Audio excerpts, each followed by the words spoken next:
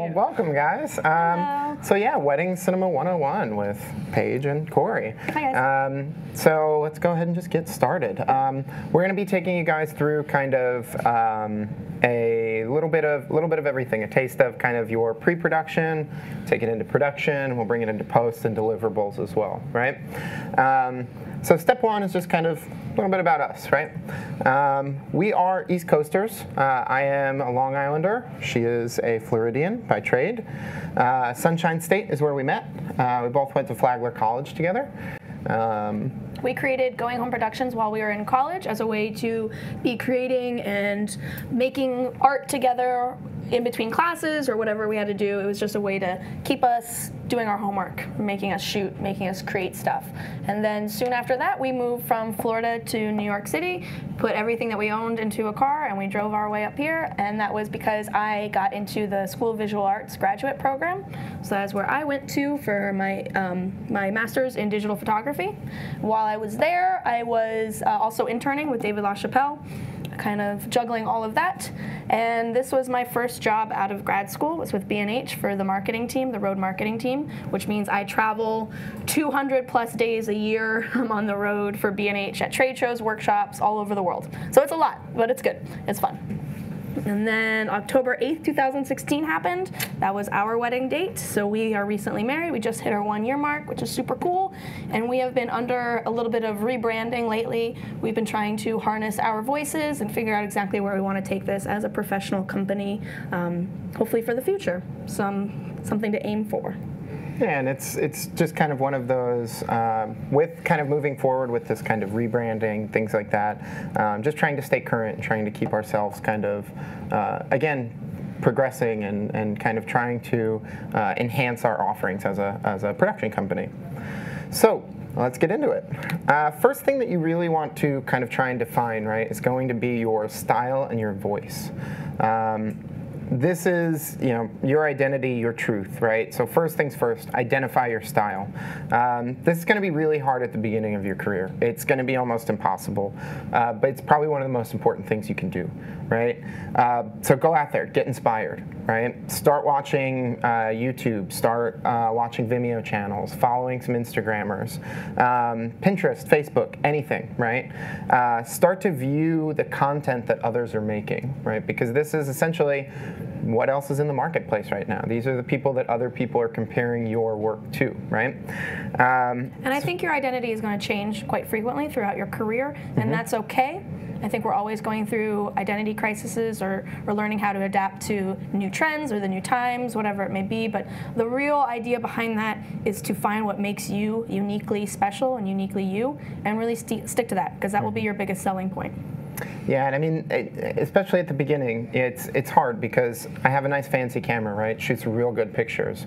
But if I go out and just start kind of shooting things and start covering people's, you know, my cousin's wedding or something like that, right? You're going to go into it without any real kind of game plan, right? You're going into it and it's going to be a mess when you get into post because you're not going to have any idea of where to start, right? So defining the style and kind of figuring out where you're coming from as an artist is probably one of the most important things you can do as far as trying to really set yourself up for this kind of future success and knowing that this is what you're going to want to do as well. So couple shoots and engagements, right? This is something that's kind of a really, really great way to get your foot in the door. Start working with couples. It'll get you to start posing people. It'll get you to start getting these kind of experience working in these more kind of intimate moments and not being, you know, the awkward weirdos like us, and trying to just be able to talk to people and kind of elicit these, you know, natural emotions out of them, right? We aren't in this for a paycheck at the end of the day, right? These are the most special moments in someone's life. Be humble, right? Make sure that what we're doing this for is the right reason, that you really enjoy creating these beautiful imagery, and you're not just looking for, you know, an easy, quick paycheck, because there are easier ways to make money. And it will show in your work. If you're passionate about it, your potential clients will really be able to tell the difference between someone that's just doing it, showing up on the day of, hasn't made a connection with the bride before that, kind of has everything very systematically laid out, comes in, shoots, and leaves. I see a big difference between those productions and ones that are a little bit more passionate content and you have a connection to the bride or a connection to the groom, whatever it is, it looks, you can tell that it's being created with intention. So getting your foot in the door and starting with those couple shoots and starting with working with engagements and things can be really beneficial because the stress of a wedding, you don't have to worry about it, right? It's not going to be this big, intense, I only have one chance to do this. No, you can take your time. You can rein things back a little bit, If you need them to redo a moment, or if you need to say, hold on just 1 second, let me reset this up and go at it one more time, you've got time. There's not as much pressure in those environments, and that's really the thing that you're kind of up against the clock in the actual wedding day. So the couple shoots and engagements can be really, really useful for that. It just kind of helps the overall comfort, right?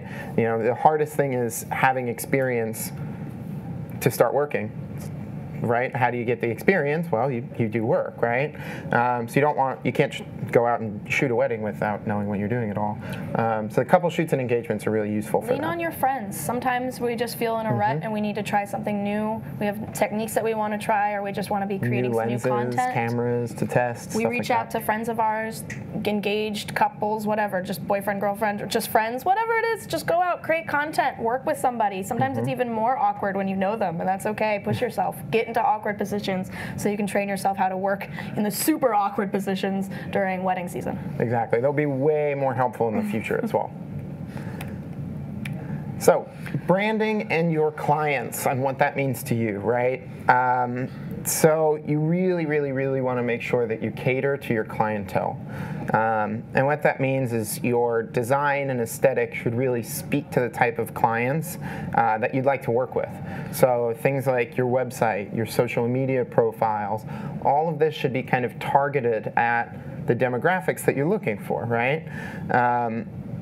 If you kind of look at the imagery that we have going, is our website, kind of just scrolling and things like that. We have kind of a nice clean aesthetic. We worked really hard to kind of try and iron out the navigation on our website to kind of make it fresh and clean and kind of new and very modern, but at the same time very simple and very kind of easy to navigate. You want to make sure it's as easy as possible for your clients to not only find you, but then contact you and book you and everything from there, right? The easier you can make it for them, the more likely they're going to come to you.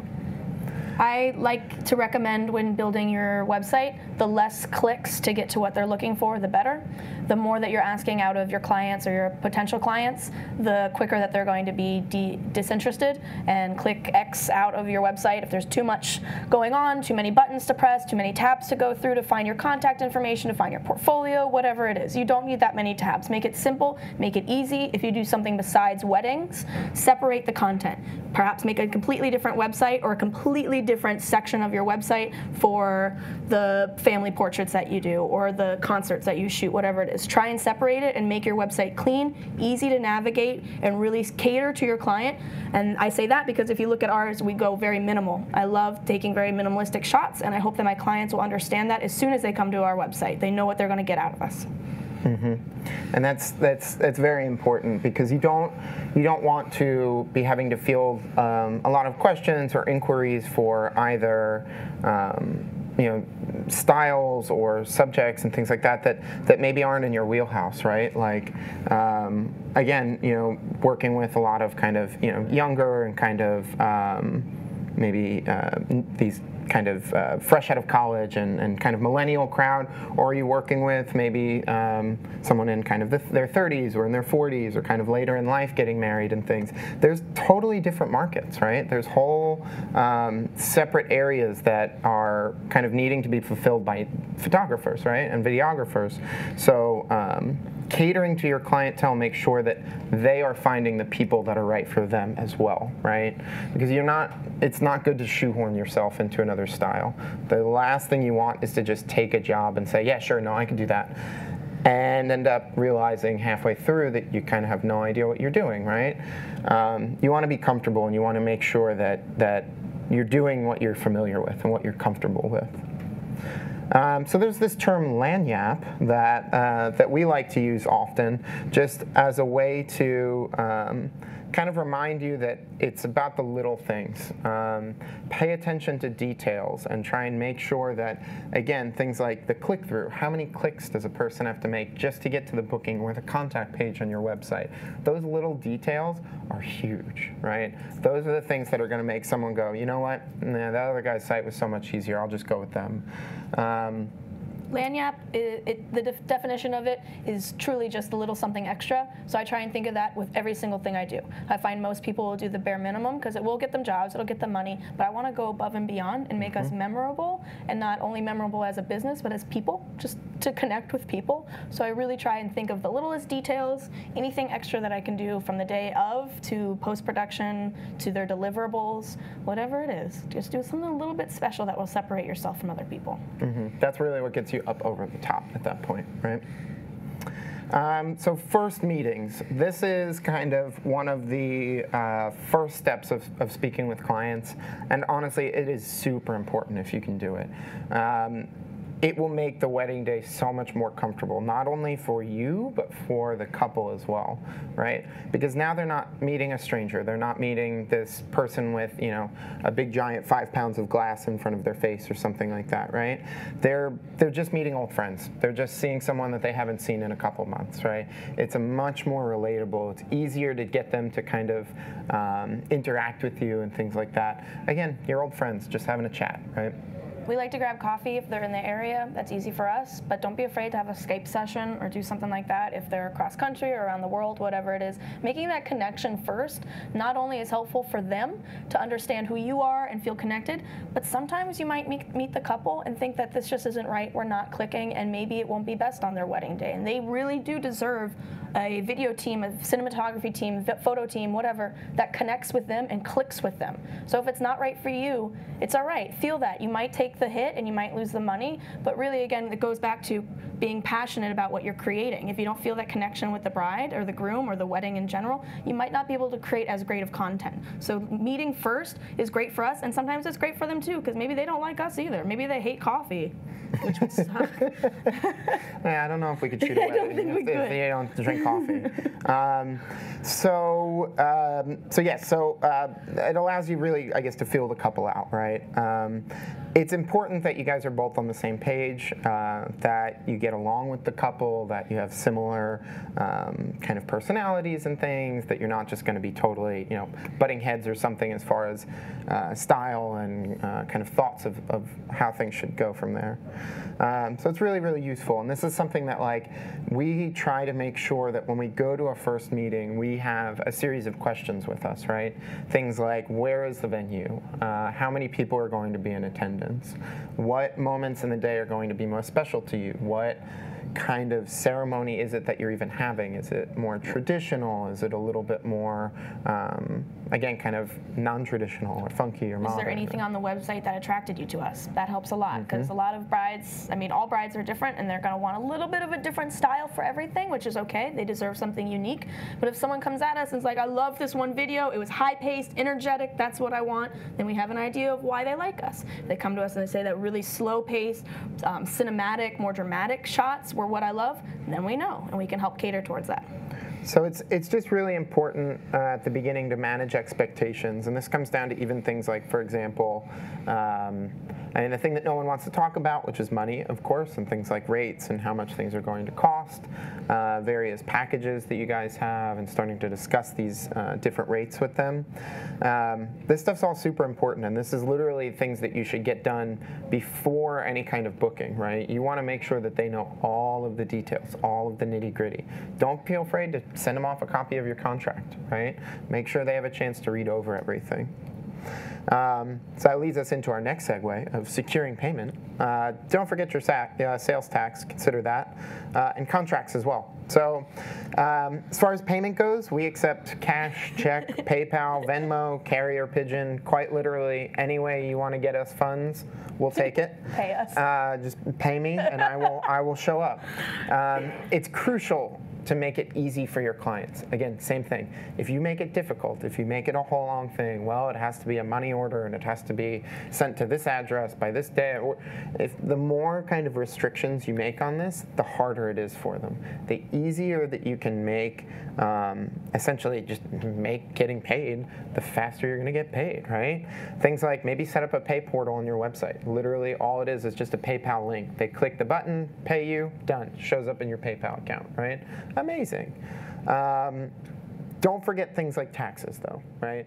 Don't give them a base rate and just say, here you go, cool, good. Make sure to account for things like taxes. Make sure to account for things like travel and expenses, right? Is this a local wedding? Is this a destination wedding? All of this stuff has to be taken into account. And we do offer different packages for that. We'll have a destination package, which is for anywhere outside of the 48 states.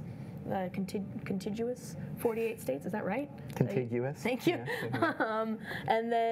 And for those that destination package is already priced much higher, but that will include all of our travel, our flights, our hotels, our car rentals, all of that will be packaged in there already. And we give them the pricing guide when they contact us originally. So before we sit down with them, they already have a basic idea of what the packages look like and the pricing that they're expecting, which is nice because what if you show up on the day of and you slip them your pricing and it's astronomically priced and now they feel really awkward and they need to back out of this slowly and they don't know how to do it. So we always are very upfront with them first, and I will mention in the emails, here's our pricing guide. You'll notice all the packages, all the pricing before New York State tax, whatever it is, I'll slip that in there so they know when the time comes they're not going to get that solid number. There will be tax added. It's a subtotal, right? It's an estimate, and that's something that we literally put on our quotes. We say this is an estimate. It does not reflect the actual final cost, legal speak, jargon. Basically saying that like we can and will most likely have to adjust this, right? You don't want to forget about all these things until the end and end up, having literally spent thousands of dollars on flights and hotels and car rentals and end up making nothing, right? At the end of the day, this is a profession, right? And we have to be able to break even. We have to be able to not only break even, but pay our bills, right? We have to be able to flourish. You've got rent, you've got kids, you've got healthcare. There's a lot of things to account for, and so you don't really want to neglect any of that stuff and make sure that you account for all of it, right? And so we ask for half of their deposit up front, and that is what secures their date. So whatever their total price is on the quote that we create for them, we require half down to book their date. And then either half, the rest of it by wedding day is what we like to say. We do have legal logistics where we'll give them a 30-day grace period after the wedding, but it does collect interest. But that is all in our contract. But again, half of it down to secure the date, which is nice. And the contract is really what legally secures the booking, right? So don't just take money. So if someone's like, here's a check, show up that day. No, don't do that. Make them sign something. Have a contract, have in place. It protects you, it protects them, right? The biggest thing is that essentially, yes, you're going to want to take that contract, get the deposit signed, or get everything signed, and then you can get your deposit from there and kind of take it from that point. But again, don't do anything else until the contract's signed, right? So speaking of contracts, brings us to our contract. Your contract's your only protection. This is actually a copy of ours. This is kind of just a blank template that we have made up. We tried to go super simple as far as the kind of wording and the content. We tried to make it nice and compact, fits on one page, right? This, again, is your only form of protection, right? So you have to make sure that this thing is ironclad. If it comes down to, I have a cousin in law school or my uncle knows somebody that works at a firm, pass it along. See if you can have someone take a look at it with a set of eyes, right? Because this is, legally speaking, the only thing that can get you out of tricky situations. It'll save your butt. Mm-hmm. It will. The most important things to consider, I mean, there's tons of stuff to think about, right? And so our little pro tip down there at the bottom, learn from your past experiences and update your contract to reflect what you've learned. Mm-hmm. So if you show up and you're like, oh, cool, yeah, I'm starving. I've been working for 8 hours, and they don't have a meal ready for you, you should probably have that in your contract next time, right? Because there's certain things that if it's not outright kind of stated in that contract, There's no protection, there's no kind of liability or anything at that point. So the main things that we try and outline, number one, right off the bat, terms of payment, right? Here is what your deposit is, here's how much it costs to secure us, here is when the remaining balance is due, right? Straight up, right up front. That's kind of our line one, more or less, right? We also make sure to keep in an entire section of limits of liability. So if, for example, this is a destination wedding and we're taking flights or something, right? What if the flight's canceled and we're not able to get another flight out, right? You have to kind of plan for these things. Acts of nature, they call it, right? So essentially just something that could not be prevented. A freak thunderstorm or a tornado or something like that shuts down the airport, right? Make sure that doesn't fall on you. I mean, we put contingencies in, we say, we'll return the deposits, we'll do what we can, things like that, we'll be willing to work. But make sure that you put all this stuff in, right? You don't want to end up being potentially on the lam for a lawsuit for not having showed up at the day of the event because of a Category 5 hurricane or something like that. So those things are very important to kind of outline. Likewise, limits of venues, venue limitations. So we don't really shoot in a ton of like churches, but a lot of venues like that, for example, have restrictions on where you can and can't go, right? So make sure that you put in that contract, if the owners or whoever is in charge of the property says I cannot go in this balcony, or if I can't get this shot from on stage, that's not something that you can be held liable for, because maybe you were booked because they wanted that perfect shot off the balcony, that really wide angle, that gorgeous view of everything. You show up the day and you're like, I'm gonna get that camera up there, and the venue says, nope, that is off limits, can't do that. Like, you'll have potentially an unhappy client to deal with, and you'll have to try and smooth them things over, but really at the end of the day, it's up to the venue, right?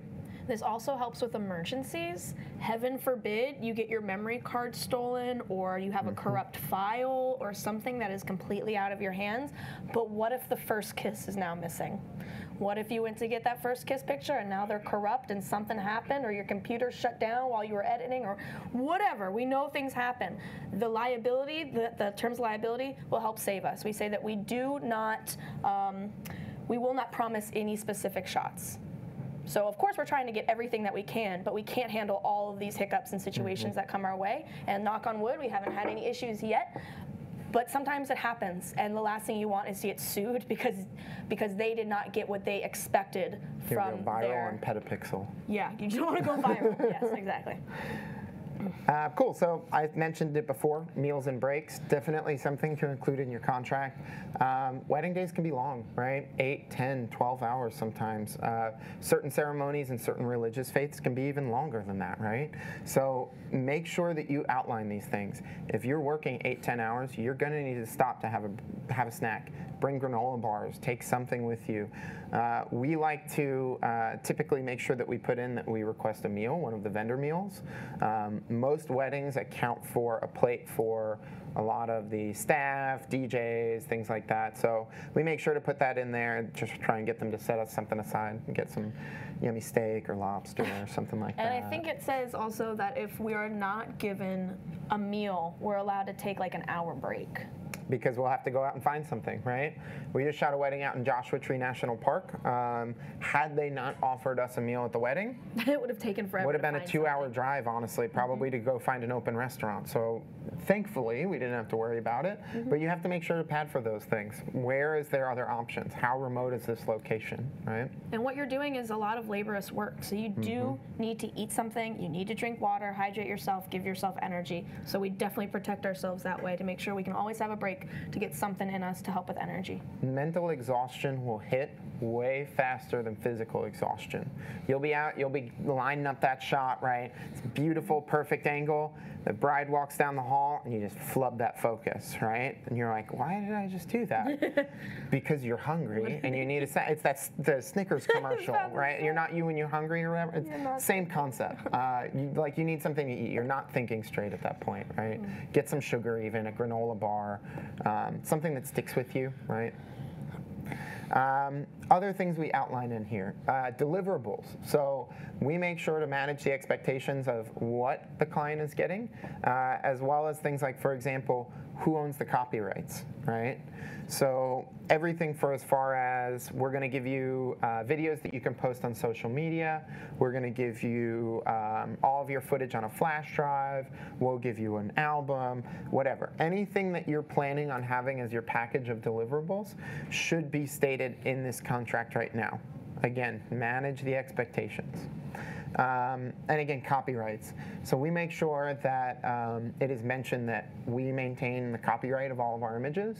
That also means that we maintain the aesthetic intent of all of our images and the artistic license of all of them, because we really are kind of the end of the line of who gets to decide what this looks like, right? Mm-hmm. It's our kind of art at that point, and you can take kind of notes, I guess, or tips from the bride and groom if they have like, oh, I really like the way that one looked, or something like that. If they mention or reference one of your other videos, but again, you have the artistic license. If someone's like, oh, I just don't like the way that looks, well, it's your art. It's my art. That's my look, right? Don't sacrifice your style for someone else's image. However, that being said, they do have a right to be upset if the product that you give them looks absolutely nothing like the rest of your content on your website.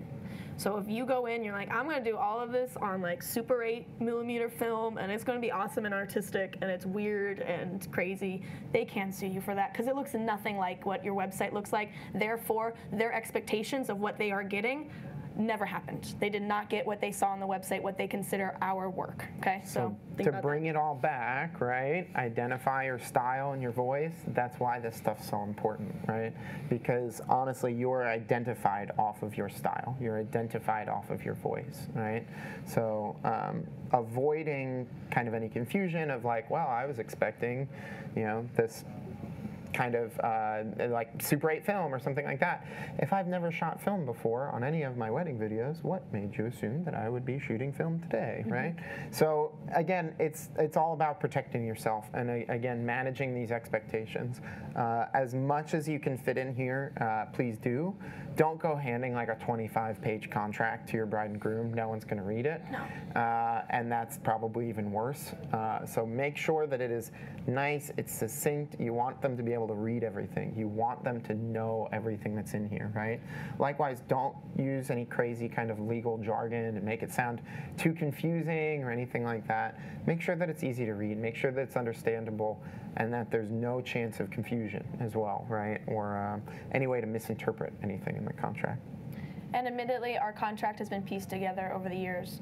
I think it started off with a contract that was recommended by a fellow photographer. So reach out to someone in your community and see if they're willing to share their contract with you. And then from there, we've been editing it for years as things have come up and we've learned from mistakes. And also feel free, just Google video or wedding cinema contract or something, and you'll start getting some tips and some things that you'll see are very unique to other people's contracts that you'll want to grab for your own. So just look out there. You'll find the information you're looking for. And just start to copy and paste it and just build up this contract, right? It's organic, it's growing. You're going to have to keep working on it throughout time.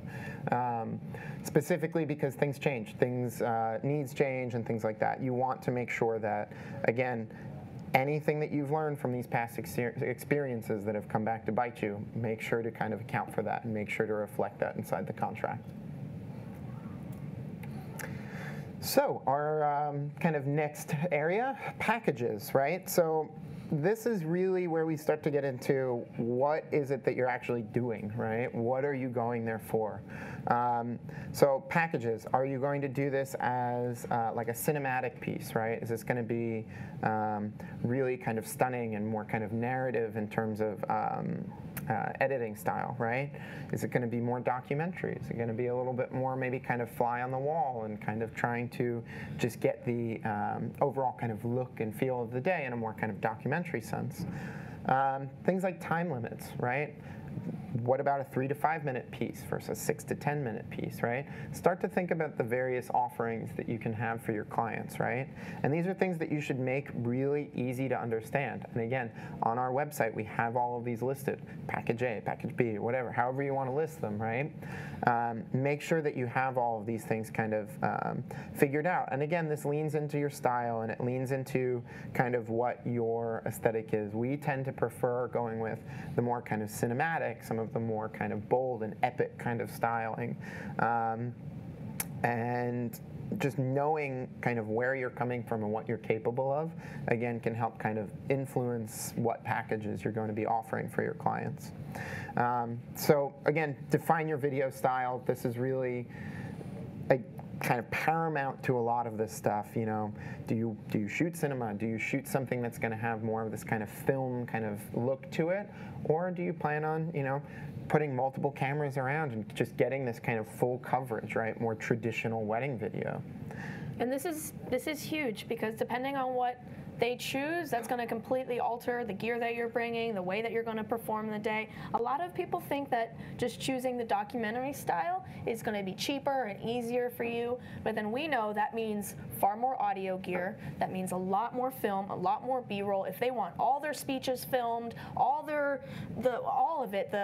vows, everything, they think that's easy because you're just putting up a camera and filming everything, but it's not. It's way more work. So make sure you're pricing it appropriately and really thinking about the work that you have to put in, not only on the day of, but how much editing you're going to have to do afterwards. It might seem simple, just film everything. You can film all the speeches. You don't have to edit it to make it creative and flow interestingly. But now, how much syncing do you have to do between your audio and your footage? It adds a lot. So make sure you're not selling yourself short when it comes to the packages. And that's another thing that Paige mentioned is raw footage. No, you don't need to cut it at all. Never do that, because then essentially what you've given them is you've given them an excuse to say that, well, these shots are all blurry and out of focus and they're shaky and none of it looks good, right? Don't do that. Likewise, it carries your name on it, right? Like literally, you don't want your image and your products being put out with a look that is different than what you intended, right? While we all try and get everything right in camera when we shoot, because that's how we were trained, we all know what our raw images look like in comparison to what they're done once they're edited. I never give any raw product, you never do it, to the clientele. They think that it's real simple and that maybe they can piece it together in iMovie themselves or create an album themselves or whatever it is, but my name is on that, so absolutely not. You are absolutely not getting those files. No way. So again, defining your style, right? It's clean and modern. Are you more kind of artistic and experimental? Do you favor maybe more of this kind of bright and clean white light, or do you like this more kind of dark and moody aesthetic, right? Watch other wedding cinematographers. Don't copy them, right? Don't just be like, this is every shot I need. Here's my shot list. I'm good, right? Be true to yourself, but get inspired, right? Really, we've said it several times, but watch content, right? The only way that you're going to start to see these trends and see some of this kind of new and different techniques and things that are going on is by watching it, right? You don't want to have this kind of stale 5-10-year-old aesthetic when everything is changing, right? So really kind of watch other content, very important. Additional things that we like to kind of offer in with our packaging, we have kind of a la carte options, right? Our additional options. Easy profit. That's exactly what this is. This is where you can say, like, let me just tack this on. It's not just something that's in my normal rate. Literally just going into the pocket. Goes back to Lanyap though. It's a little bit something extra that you can offer that maybe another cinematographer isn't offering, and that could be why they book you. And you're already bringing all this gear, right? Things like for example, video booths, video confessional booths. It's as easy as dropping a camcorder or an action cam on a tripod in a quiet room. It's that easy. And you could get a really pretty easy package, a couple $100, give them a nice video message. Everybody gets a like time frame or something like that. You give an announcement from the DJ. Everyone goes and leaves a message for the bride and groom, and then they get that when they deliver. And drunk.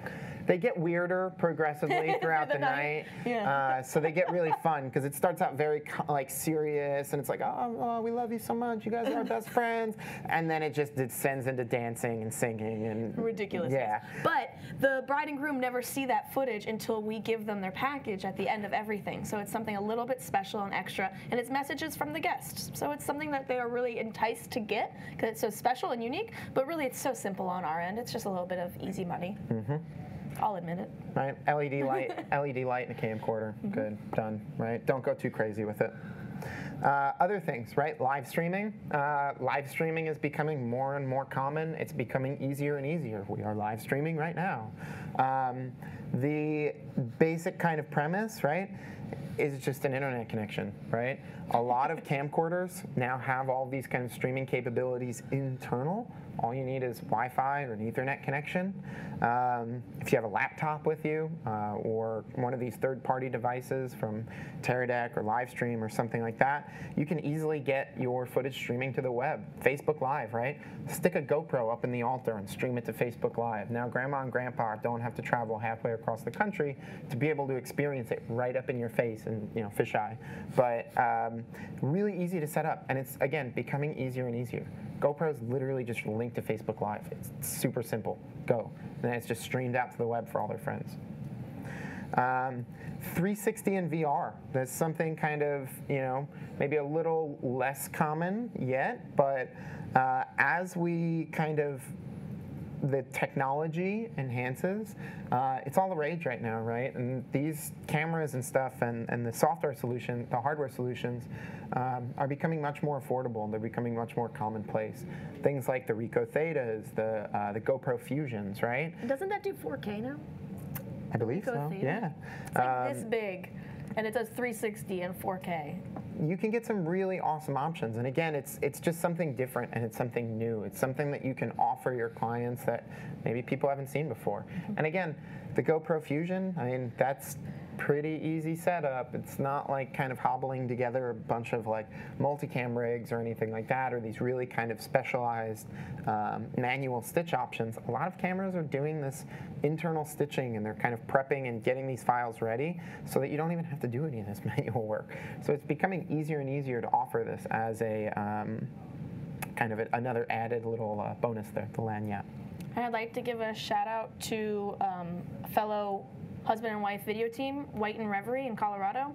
They have mastered doing same-day edits for their weddings, which is insane. But it's a little something extra that they can offer, a little add-on. And literally, they sit in a corner during the dinner, whatever, and they put it together. They know their workflow. They know how they're editing their color, and they're able to put it up on the wall like a simple little dramatic short. And everyone is crying, and they're blubbering over it with their cocktails, and it's amazing, and it's so special, and it's something that I can't even imagine doing. I would be so stressed. But they have mastered it. So if you get up to that point in your career where you feel like you can do that, that's awesome, and it's a little something extra that they have figured out how to do. Good for them. Yeah, it's, again, a little something extra. It's all about what you can do to kind of differentiate yourself, right? So just kind of think of these things. Again, the video booth is probably one of our most popular ones because, again, everyone wants it. It's such a personal thing, right? And our pro tip down there, in case you're wondering, because we shoot photo as well, we offer discounts when they're packaged together. So if you find yourself in that scenario, because it is commonplace to get requested for both, because what, you got a fancy camera now, you can do everything, right? That's what people assume. So if you can, and you do offer photo or video, or you have a team, or you're working with your friends, whatever it is, offer a discount if they're able to package it together. It's, again, just a little bit extra, a little enticing for them, and it'll bring in more money for you. And then you're working with a team that you already know and trust. Mm-hmm. Now, we've made it out of the contracting phase, right? We've been booked, we've signed everything, we've gotten our deposits. Now let's get in and do our pre-production stages, right? Let's start actually planning this thing. Let's get our hands dirty. So, step one, scouting and venue research, right? If the venue's local, get there as soon as you can. Even if it's like 6-10 months out, go see it. Go look at the angles. If it's a destination wedding, Google it, right? Pull up an image search, go to their website, look it up on Instagram or Pinterest, see what other photographers and videographers were able to get as far as various angles and camera placement, right? Familiarize yourself with the venue so that when you show up, you already know about where you want to go, and you've already seen some of these areas, and you have some things kind of already brewing. It's not just a blank slate, right? That's super useful. Utilize the power of the internets, right? Pinterest, Instagram, there will be plenty of options. And again, you'll see some really great shots, and you'll say, I want to have something over there. I want to get something kind of similar to that, right? Something you can do also is look up on wedding websites like The Knot or stuff like that. Find other photographers or the kind of their blog posts from that venue. And you can get a really good idea of all the little corners that they have, the way the light looks when it's setting, whatever it is. But there's already content out there, probably from the venue that you're shooting at. So Google it, find it, get acquainted with it, especially if it's a cross-country trip and you might not be able to get out there in time. There's nothing worse than showing up on the day of and trying to handle everything logistically, and you have no idea where you are, what's going on, or what it looks like, or what the light's going to look like. Yeah, even if it's the day before the wedding, like if you fly in on on like a Friday night or something on a Friday and the wedding's on a Saturday, go that Friday night. If you can get there, there's not a wedding happening or something. Even if there is a wedding, if the venue will let you kind of like peer from the parking lot or something, kind of get an idea of what's going on and how it looks, super helpful. Even just layout and things like that, so you know the ceremony's here, the reception's over there. Where do I put all my gear? Where do I put all my bags? Where do I park my car, right? All these considerations that you have to kind of be thinking about. You can use the rehearsal dinner for this as well. Sometimes they'll have the rehearsal at the same time the day before, so crash that. Because then you can go to the rehearsal, you can see what the light's going to look like, you can shoot some stuff there, see how the light's going to bounce off the venue, whatever. Utilize that time. So once you kind of have that done, right? You've done your first steps of research. Step 2 is probably going to be the one that's going to drive you the absolute most insane. Is gear, both planning it and prepping it, right? Step 1, the biggest thing I'm going to say is make lists. She does an amazing job, I should say, not me. She does an incredible job of making lists for me. And it really just helps you kind of make sure that you're not forgetting anything, right? And break it down. Camera list, audio list, lighting list, stabilization list, right? Separate these things out so that you know exactly what it is that you need, right? Because it's always the small things, the little bits and the bobs, the screws, the tie downs, the cables and adapters and things like that, right? It's always going to be those that are going to get you. And don't make your list the day before. Yes. This is a list that you're making a week, a month before when it's coming up and it's in the back of your head and you're seeing something on B&H's website or wherever you happen to be. You're like, oh, I could use that on the wedding day. Write it down because you're going to forget something if you wait until the last minute to make your lists. Right. Start making a wish list or make a Google spreadsheet or something like that. Something that you have to reference because you're going to need this list again, right? You can always go back and you can tweak it, you can edit it, and you can reuse it. But the important thing is, again, having a starting point and having some of this stuff already down. Because the more that you can kind of get already in the hopper of like, well, this is done, check, check, check, check, check, it's one less thing you have to worry about, right? And so when you've got 95,000 things to worry about, one less of them is a huge help at that point. Plan for anything. What that means is backups and backups of those backups, and then bring backups for the backups of your backups. And like I say that kind of jokingly, but seriously. But you should see my cable bags where it's literally like, oh, I have 6 HDMI cables. I only need 1, but what happens if 5 break? Right? It's crazier things have happened to me. So literally plan for everything.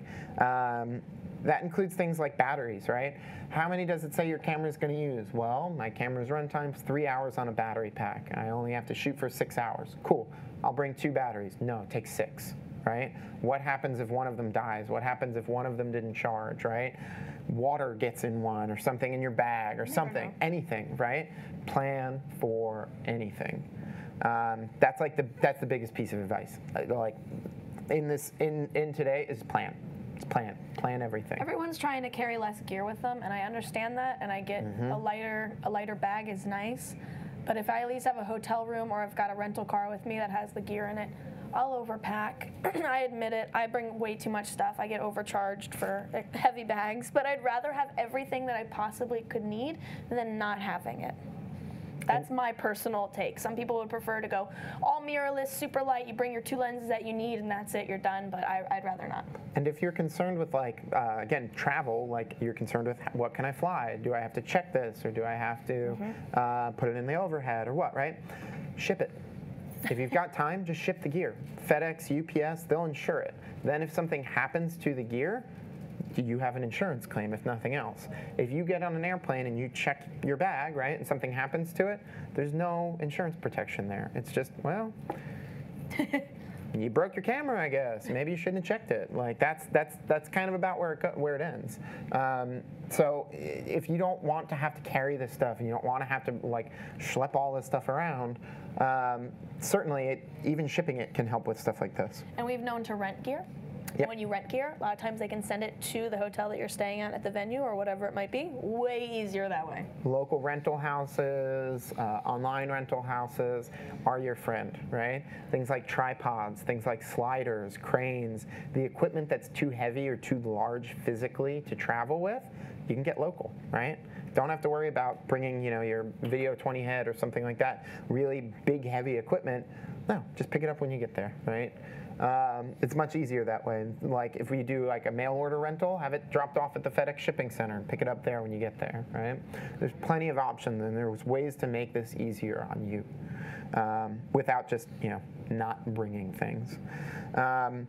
So things like what does your camera shoot? What kind of codec does your camera shoot, right? How many memory cards do you need? What kind of memory cards do you need?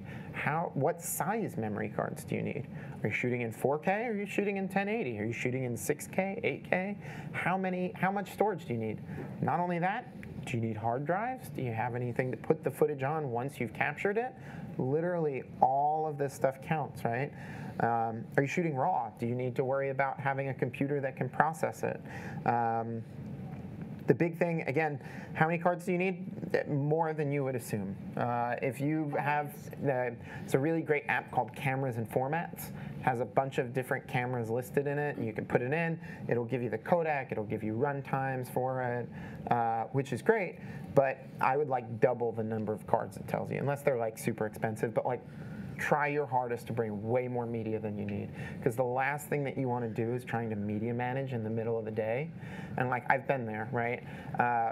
One of the first weddings we shot was in 2012, and I shot it on Red. It was a Epic, Mysterium X Epic, and at the time they only had 8 gig mags, and it was shooting 4K RAW, and the card reader was Firewire. So I had 6 8-gig cards, which held about 8 minutes of footage each on them. So once I filled those 6 cards, I had to run to my computer, start offloading them, run back and keep filming, and just this constant back and forth all day long. We learned. Nightmare, right? Like, thankfully, you can get 512, you can get terabyte mags now. You don't need to worry about these kind of file restrictions like that. Card spaces have gotten a lot larger. You don't need to worry about trying to run back and forth. If you do, Thunderbolt, right? Get as fast of a connection as you can. Get something that's going to offload this footage really quick. RAID hard drives, anything that you can get this stuff to just get off the cards and get back to shooting as fast as you can. If you have an assistant or anything like that, or if you have a second shooter, this is always a task you could delegate to them at that point. So while the main camera operator is out, getting the angles and making sure you have coverage, the second shooter can run back and go grab cards. They can run back and get extra batteries, put things on the charger, pick up extras, right? I've been known to wear a fanny pack at a wedding. Yeah, I'll just put that out there. They may not be fashionable, hey, but they are They make them functional. fashionable now. You can get like cool leather ones, and you don't look so weird. But I always have one with my cards and my batteries and just stuff in it, so I'm not running back and forth. See, we got one in the audience. There we go, fanny packs, the fanny crew. So again, like we had to. What if your suitcase is out in the car, right? And you're a half-mile hike from the venue. Now, anytime you need a new battery, you've got to run a half-mile there and a half-mile back. Hope that you didn't miss anything. No, keep it easy on yourself. Keep them at hand. So like, even if all I have is pockets, jam a bunch in your pockets. Sometimes I'll wear vests just so that I have extra pockets, right? Like a 4-pocket vest. So I have a card in each and I fill batteries in these ones, right? Literally just for the sake of carrying extra stuff on me. And he has a system. He'll have a card pouch with all the cards in it, and as one is full, he'll turn it around so that way we know, and that way we can just work our way through the line of cards, and by the end of the day, we're usually pretty much done. But the card wallets are so small, they'll fold up and put in your pocket. It's pretty easy to carry with you. Left pocket is your filled cards, right pocket's your empty cards, whatever, right? Think of something that helps you remember which ones are which, and then roll with it. Batteries too, which ones are spent, which ones are ready. All that stuff's important. So audio gear, that's another one. Bring a cable for absolutely everything, right? You have no idea what type of mics they'll be using. You have no idea if there will be a sound system in the venue, right? Bring plenty of lavs. Bring shotgun mics so that you can get nice, clean directional audio. Bring audio recorders, right? The Zoom recorders or Tascam recorders. If there's a soundboard, get a feed off of the board. Get something nice and clean. Get as good of a quality audio as you can. The big thing is that you want redundancy. So again, lav on the groom, mics on all of the cameras, the recorder on the soundboard. I've literally even put cameras inside of the mics in the arch before, just to get the officiant's voice and things like that. Anywhere you can hide audio, do it, right? And pro tip, put the lav mic on the groom. Chances are you'll always pick up on the bride through the groom's lav mic, and then you never have to put it on her white dress. Other option, put it in her bouquet. Omnidirectional mics, lav mics, are they're omnidirectional, right? So they will pick up in any direction. So if you notice, Paige's mic right now is pointing up. Mine's pointing down on purpose because now, good point. They work, right? So things like, for example, the bride, we've seen them hidden in hair before. Like if the bride has like a little, I don't know what they're called, a poof in the front, you can hide the mic inside of her hair piece even, and just having the mic right here pointing down will be picked up on. You'll probably still get the groom as well, right? Mic placement, kind of where to hide them and stuff, is hugely, hugely important. And basically, proximity is key. As close as you can get it to the person or to their vocal source, the better the quality is going to be, right? So audio, big consideration. We'll talk about it again in a second, but next thing to be considering is your shot list. So just like on any other kind of commercial shoot, right?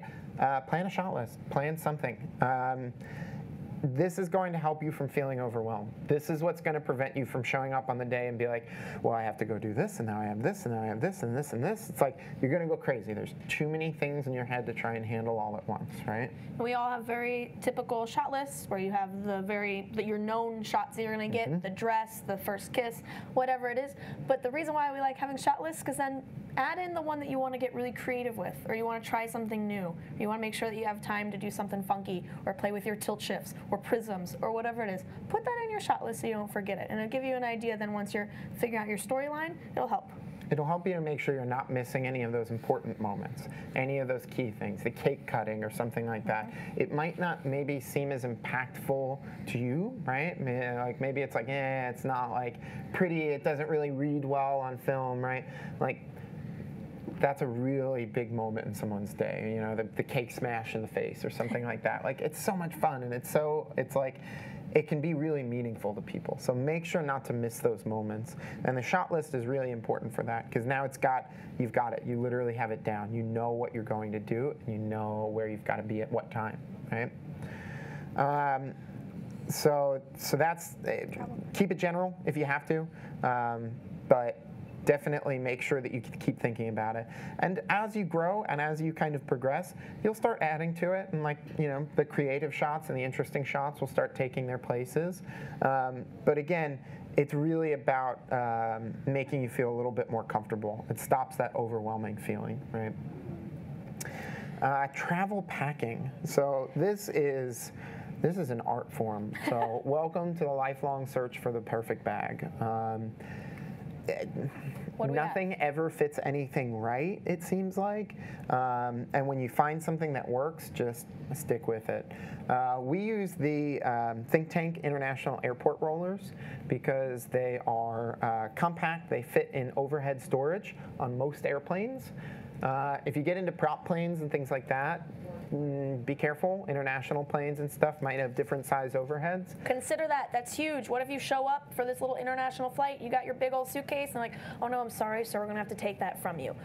No, those are my children. Absolutely not. Then they say, well, then you're not flying today. Especially so considering it's a soft bag and not something like a Pelican that could actually be checked and probably be okay. So the size thing is really important. So we like to try and make sure that everything we carry is carry-on-able, and we try to prevent checking anything as possible. Things like your cameras, things like your lenses, your batteries, your cards, anything that you need to get going right away, put in carry-on. Have it on you, right? So what happens if you show up and your bag didn't make it, right? Mm-hmm. Now you literally can't shoot. You're in California and all of your gear's in Boston, right? Yeah. Yeah, what's up? What about batteries? Is there shipping with planes? It depends, right? So depends what you're checking. Really, the big thing is don't check anything. Take them as carry-on. So that helps it. Yeah, the batteries. Yeah, just put them. Yeah, put them in your whatever bag you're taking on as a carry-on. Or just get one of these little tiny organizational bags that you'll like just throw all your something. Batteries in. You throw that in your carry-on and take that one with you. Mm-hmm. There are rules. It's 98 watt hours. Actually, I think it's 100 watt hours. As long as it's 100 watt, under 100 watt hours, you can take as many as you need. Basically, any DSLR battery, most on-camera batteries fall under that. Drone batteries, gimbal batteries, almost everything at this point is manufactured under the 100 milliamp or 100 watt hour spec for that reason. Really, the big brick batteries, your larger Anton Bowers and V-mount style batteries, 150, 200 watt hours. The big bricks for kind of larger cameras, those are not allowed to be put into the plane at all, right?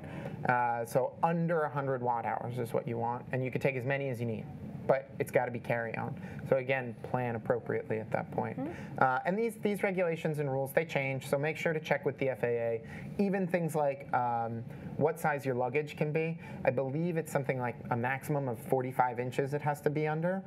That could change. That's not every airline either, right? Mm-hmm. JetBlue has a different size than American does, which has a different size than United, which has a different size than Alaskan. Like, make sure you know these things going into it, because again, last thing you want is to show up with your soft bag and be told you have to check it. Right? And we even carry our memory cards and things like that. I'll throw it in my purse when we're just walking around town or whatever it is. I love San Francisco, but it's known for having a lot of car theft, and I've actually known a lot of photographers to have their memory cards taken out of their car, and they lose the entire wedding or event or whatever it is. So even if we're just out and about getting brunch or whatever, I've always got my memory cards and my hard drive with me. Always. We went to Disneyland after the last wedding that we shot, and we've literally brought our cameras and our batteries and our cards Think Tank case in with us to Disney. They weren't really happy that we brought all that cinema equipment, and they were like, "Are you guys trying to film in the park?" We're like, "No, we just don't want it to get stolen." We rented a locker, but it was that important to us to not let it anywhere, even in the car. Let it out. It's just safer, right? Don't take any risks with any of it. Don't set your gear down. Don't be the guy at the Olympics that gets the pre-production camera stolen or something like that, right? So really, it's important. Use your gear checklist, right? This is why you made it. So when you're packing, start to think, okay, camera gear goes here. My lenses will go in here. I'll put my audio stuff here, right? That's why we made the list in the first place, is so that we have reference, right? So use it. It can be really useful. Again, we kind of touched on it, but hard case versus soft case, right? What are you going to pack it in? A Pelican or something like that is really hard and it's secure, right? But they're heavy, right? It might not be easy to necessarily carry it. You have to be worried about, is it going to be an overweight bag if I check it, and things like that, right? Lightweight bags, like the soft padded bags, are really great, but what happens if you have to check it, right? So there's considerations that have to be kind of made with everything. We tend to stick with the international airport rollers. Again, they work, they're good, they've treated us well. We haven't had any issues with having to check our luggage yet. Again, knock on wood. But you never know. So I've had it happen for B&H traveling with gear, and they literally, it's like, no, this entire bag is full of camera gear. I cannot give it to you. And their recommendation was, well, just hand carry all the cameras. It's like 7 cameras and lenses and everything. And I argued with them and fought with them, and there was nothing I could do.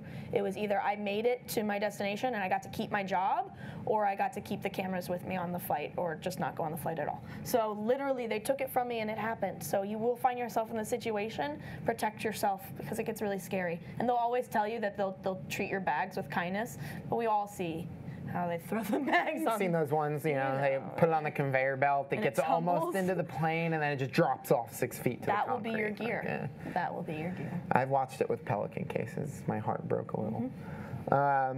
So all things to consider, right? Is this a local wedding or is it a destination wedding? Are you driving? Are you flying? All of these things have to be considered when you're getting into packing, right? And again, organize everything. Get pouches, get ditty bags. P-Touch, label everything, right? Audio cables, cards, batteries, chargers, right? As distinct and descriptive as you can make those labels, makes you not have to rummage through stuff when you get down. Have a bag, just filters, boom, now I know what's in that bag. I don't even have to open it and look in, I know what's in there. Also, your organization will help you a lot if your bag gets flagged going through TSA and they have to go through it and check stuff. The last thing you want is to be late for your flight because it's a total mess in there, and now they're concerned and they have to go through each little thing and swab it and do that whole stuff. The easier it is for them, the more organized you are, the better chance you're going to make your flight.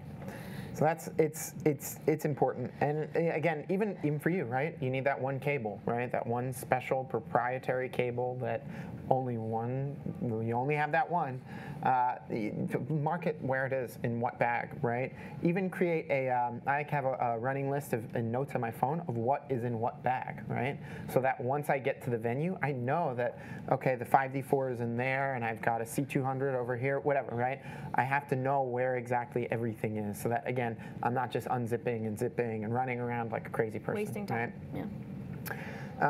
Other things to consider, right? Not just gear, clothing, right? You have to have clothes when you go to the wedding. Well, most weddings, but it's important, right? Things like, again, you're going to the desert, right? So you want to make sure to bring, some good sun hats and some nice cool clothes. What's the weather like at night? Might be 100 during the day, but what if it's 40 degrees at night, right? Bring something warm. Consider the environment. Consider changes in ecosystem. Rain, right? Snow. All of these things have to be accounted for. Boots. Do you need boots? Do you need flip-flops, right? And consider your clothing also because of what you're wearing with all that gear on the day of, and carrying stabilizers or it's super hot or whatever it is. Consider what you're wearing on the day of. There are brands out there that make like fashionable sweatpants. I know that sounds crazy, like dress but they sweatpants. look like dress pants. They look like slacks. But the idea is that you can like crouch and you can get really low and move around in them, and they're designed for filmmakers and photographers for wedding day to be able to do whatever you need and still look nice. So there are options out there. Consider that when you're packing your stuff. What are you packing for? You need to be ready. Mm-hmm. And so it's like you want to be comfortable, right? And you're working, right? So you're not just attending the wedding. That's the big thing. Don't feel like you have to wear a 3-piece suit or something crazy. If it's a black tie event, you want to make sure that you dress appropriately, but you don't have to dress like a guest at that point. You're working. You have to be able to work, right? You can't be wearing something restricting. Likewise, think about what it is physically you're wearing, right? If you can't tell, most of my wardrobe is black, but I tend to wear black on wedding days as well, right? Because of the fact that if I happen to be in the background of one of her shots, and if I'm wearing neon yellow or bright hot pink or something, I'm what's in focus, not the bride, right? If I'm wearing a nice dark color or black or something, I have a better chance to kind of blend in with the backgrounds. I have a better chance to kind of hide a little bit more in the scenes, right? Anyone who's worked in the show business industry has heard of show blacks. It's what you wear during on set, right? You don't want to be the guy that's in the bright white in the background, like right back here. You want to kind of hide it, camouflage yourself without wearing like actual camo. Your hair is pretty bright as it is. Yeah, I stick out pretty well. I kind of have like a red flag already, like like quite literally. So yeah, anything I can do to downplay me. Maybe I'll wear a hat or something for the day to try and blend in a little more. All of that stuff helps, right? Yeah. Another thing too, pro tip.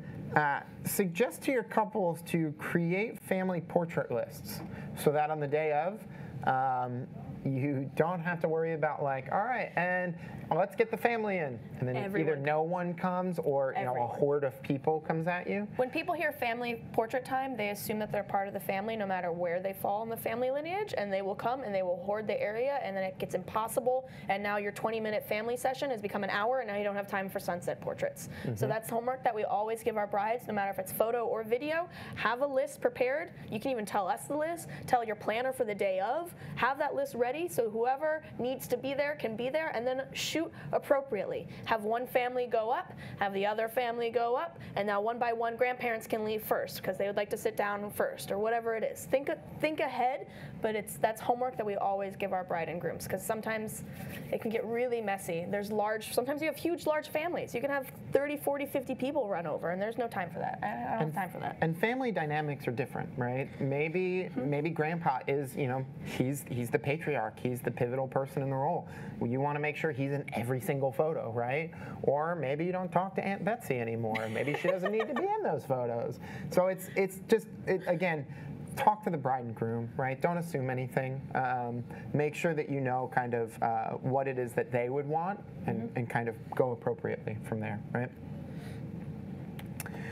Now, pre-production is gone, right? Now we're starting the production phase. So now we're into kind of the week leading up, if not the kind of days leading up to it at this point. Again, we mentioned it, attend the rehearsal if possible. If it's the day before or something like that, try and get there. Scout for light, scout for camera placement. Start to figure out, right? There's a really great app called Artemis for your phone. It's like maybe $30 or something like that. You can put in different cameras, different lens lengths, different options, and it will give you a virtual director's viewfinder on your phone. So you don't have to get the camera out and change the lenses and go. Just walk out, pull your phone out, and say, okay, so my C100 with a 50 mil would look like this right here. Cool. And then my 7D over on the side angle with the 24 will look like this. So you start to be able to kind of pre-visualize a lot of this without having to like literally start setting up gear and start doing a whole bunch of a whole production at that point, right? But it's really important because the more of this stuff that you can iron out, the more that you can say like, oh, I know exactly where the sun's setting behind that ridge, and if it goes right between those two cliffs over there, the sun will come right through and I'll get a perfect flare, right? It'd be beautiful. Know those things. You wouldn't have known that if you didn't go out the night before, right? I just did, we just had in this Joshua Tree wedding, there was a really beautiful set of rocks right next to the venue, right? So of course I'm like, all right, rock climbing mode. So I start trying to like find my way, bouldering my way up this like little cliff thing, and had my tripod there, and I like legit set the tripod up and everything.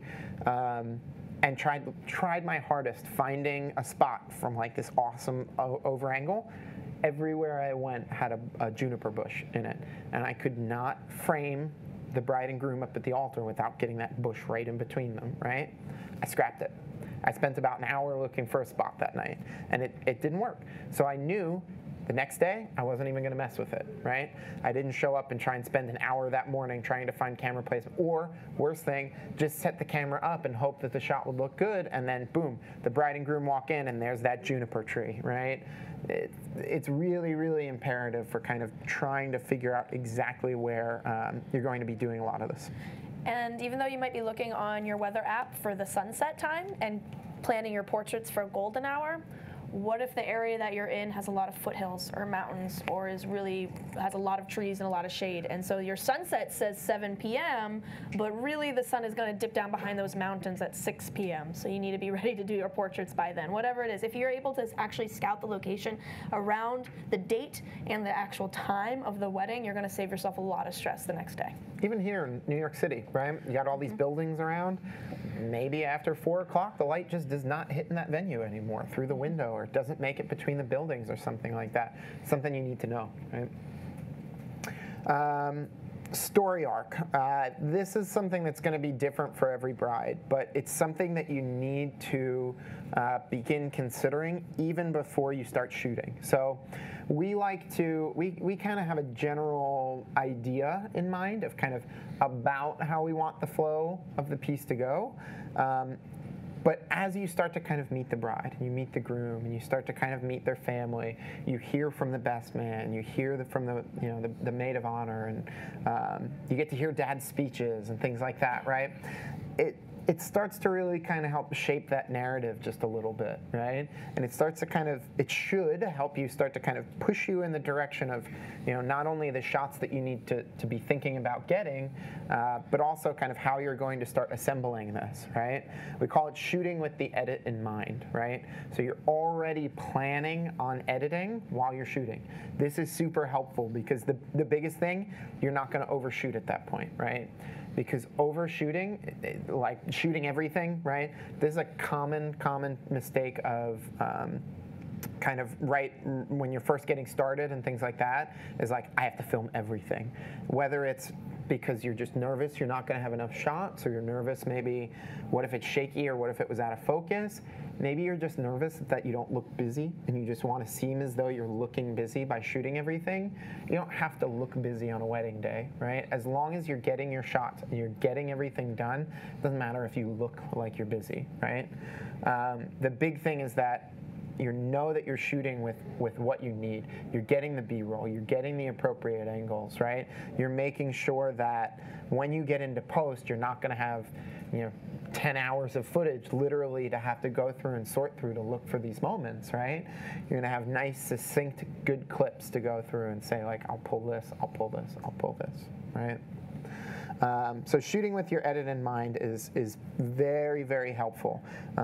Really, it's going to like half your amount of post work. It's going to make it so much smoother, and it'll make it faster, right? Not only is it less work, but because I don't have to just literally scrub through footage for hours and hours and hours at the beginning, I'll get stuff done a lot quicker, right? Plan your own schedule. You should coordinate with the photographer and planner. Just as a kind of quick little reference here, this is over on the left, this is a schedule that a wedding planner provided us. It was great. The fact that they put all this together and they gave us all this info. Everything. It's amazing. This is only one page. There's 2 more pages of this as well. You could imagine that if you're just trying to find out what time photo and video team arrives, it's going to take you a minute. It's going to take you a minute. You're going to have to say, okay, let me sort through. And what page is it? Okay, it's on page 1. And if you look at the right, this is kind of what Paige put together. She kind of stripped out all this extra detail. Anything that we didn't need to know that wasn't, absolutely imperative to us being in the right place at the right time was taken out. So all we know is at 11 o'clock, that's when we arrive up and we start shooting, right? 12:30, that's when the guys head in. 1 o'clock, that's when details start, right? So we had this really easily bullet pointed. So we knew that when the clock says 1 o'clock, I know exactly where I'm supposed to be, shooting the guys' details. And this file is way more easy to save on my phone and reference it during the day than this file. Than a 3-page Excel sheet, right? It's just much easier, and it's quicker to reference, too. And you're constantly wondering what's coming next. Do I have time to eat something? Do I have time to get a drink? Do I get to dance the sweet Michael Jackson song? What do I get to do? No, you don't. When do the speeches start? Speeches are coming up, or the cake cutting is coming up. Whatever it is, to have your own schedule helps a lot, because then you're also not running around looking for the planner or asking the bride questions about what's happening. You know what's going on. You have your own schedule. You can take care of yourself. You're an adult. So it's important that you do coordinate with the photographer and planner, right? So speak with them, talk to them, chat with them, right? Know that you're all on the same page, but don't depend on them, right? It's your responsibility to make sure that you have enough time to get the shots you need, right? So you're the one that has to set this up. The biggest thing is just kind of following the photographer and just kind of capturing the shots they're taking. If you want to direct your clients a little bit, wait till the photographer gets his shots and say, okay, hey, now I'm going to have you repeat this action one more time, but when you're doing it, try not to A, B, and C, right, or whatever. Try to give those prompts and try to make sure that you're getting the shots you need, right? You're not going to just get lucky and just happen to get everything you want just by following around a good photographer, because that's not going to get you the shots. A photo and a video they don't really line up, right? You can't just kind of set up the portrait and then put the camera there and just film it, right? If you're just filming a very static portrait, it's boring, right? Get movement in there. Start to kind of push the camera, do something with it, tilt it, pan it, do an orbit around them if you're on a steady camera, a gimbal or something, right? Start to try and make this a little bit more dynamic, and thinking of these things and having those in mind is really important. And it's again, don't depend on the photographer for it. Do this stuff on your own, but make sure that if you make one of these lists, maybe send it to the photographer. If they want to see it, be like, hey, I made this list. I know, the venue sent us this one, or the planner sent us this one, but hey, I made this. Maybe you want to just take a look at it and let me know if this matches up with what you were thinking, right? Maybe they wanted to go out for an extra half hour at the end of the night for sunset portraits, and you didn't have that down. Cool, I'll account for it. Boom, now we can go out there and do that together, right? So, just kind of to step back again, the last thing on here is finding your DJ. This is at the beginning of the morning, as soon as you can, whenever you have the chance. Beforehand? Email, anything. Anytime that you can reach out and communicate, do that. I would say, I don't want to say it's almost more important to speak with the DJ than the photographer, but it kind of almost is. You really want to figure out where his or her mic placement's going to be, where all of their soundboards are, what kind of equipment they're using. Do they have any outputs that are spare on their board? Or are they on, like a one output board or something like that, right? Can I just plug my audio recorder in and be good with it? Or do I need to worry about kind of setting this up on my own, right? Maybe they weren't even planning on bringing any PA system. Maybe I want to make sure that I have all of my own stick mics and things like that, right? It's really worth investing in your knowledge of audio. Yes. Sometimes you have a really killer DJ that is mixing on the fly and he's doing something awesome and he knows exactly where his outputs are and he can help you the whole way.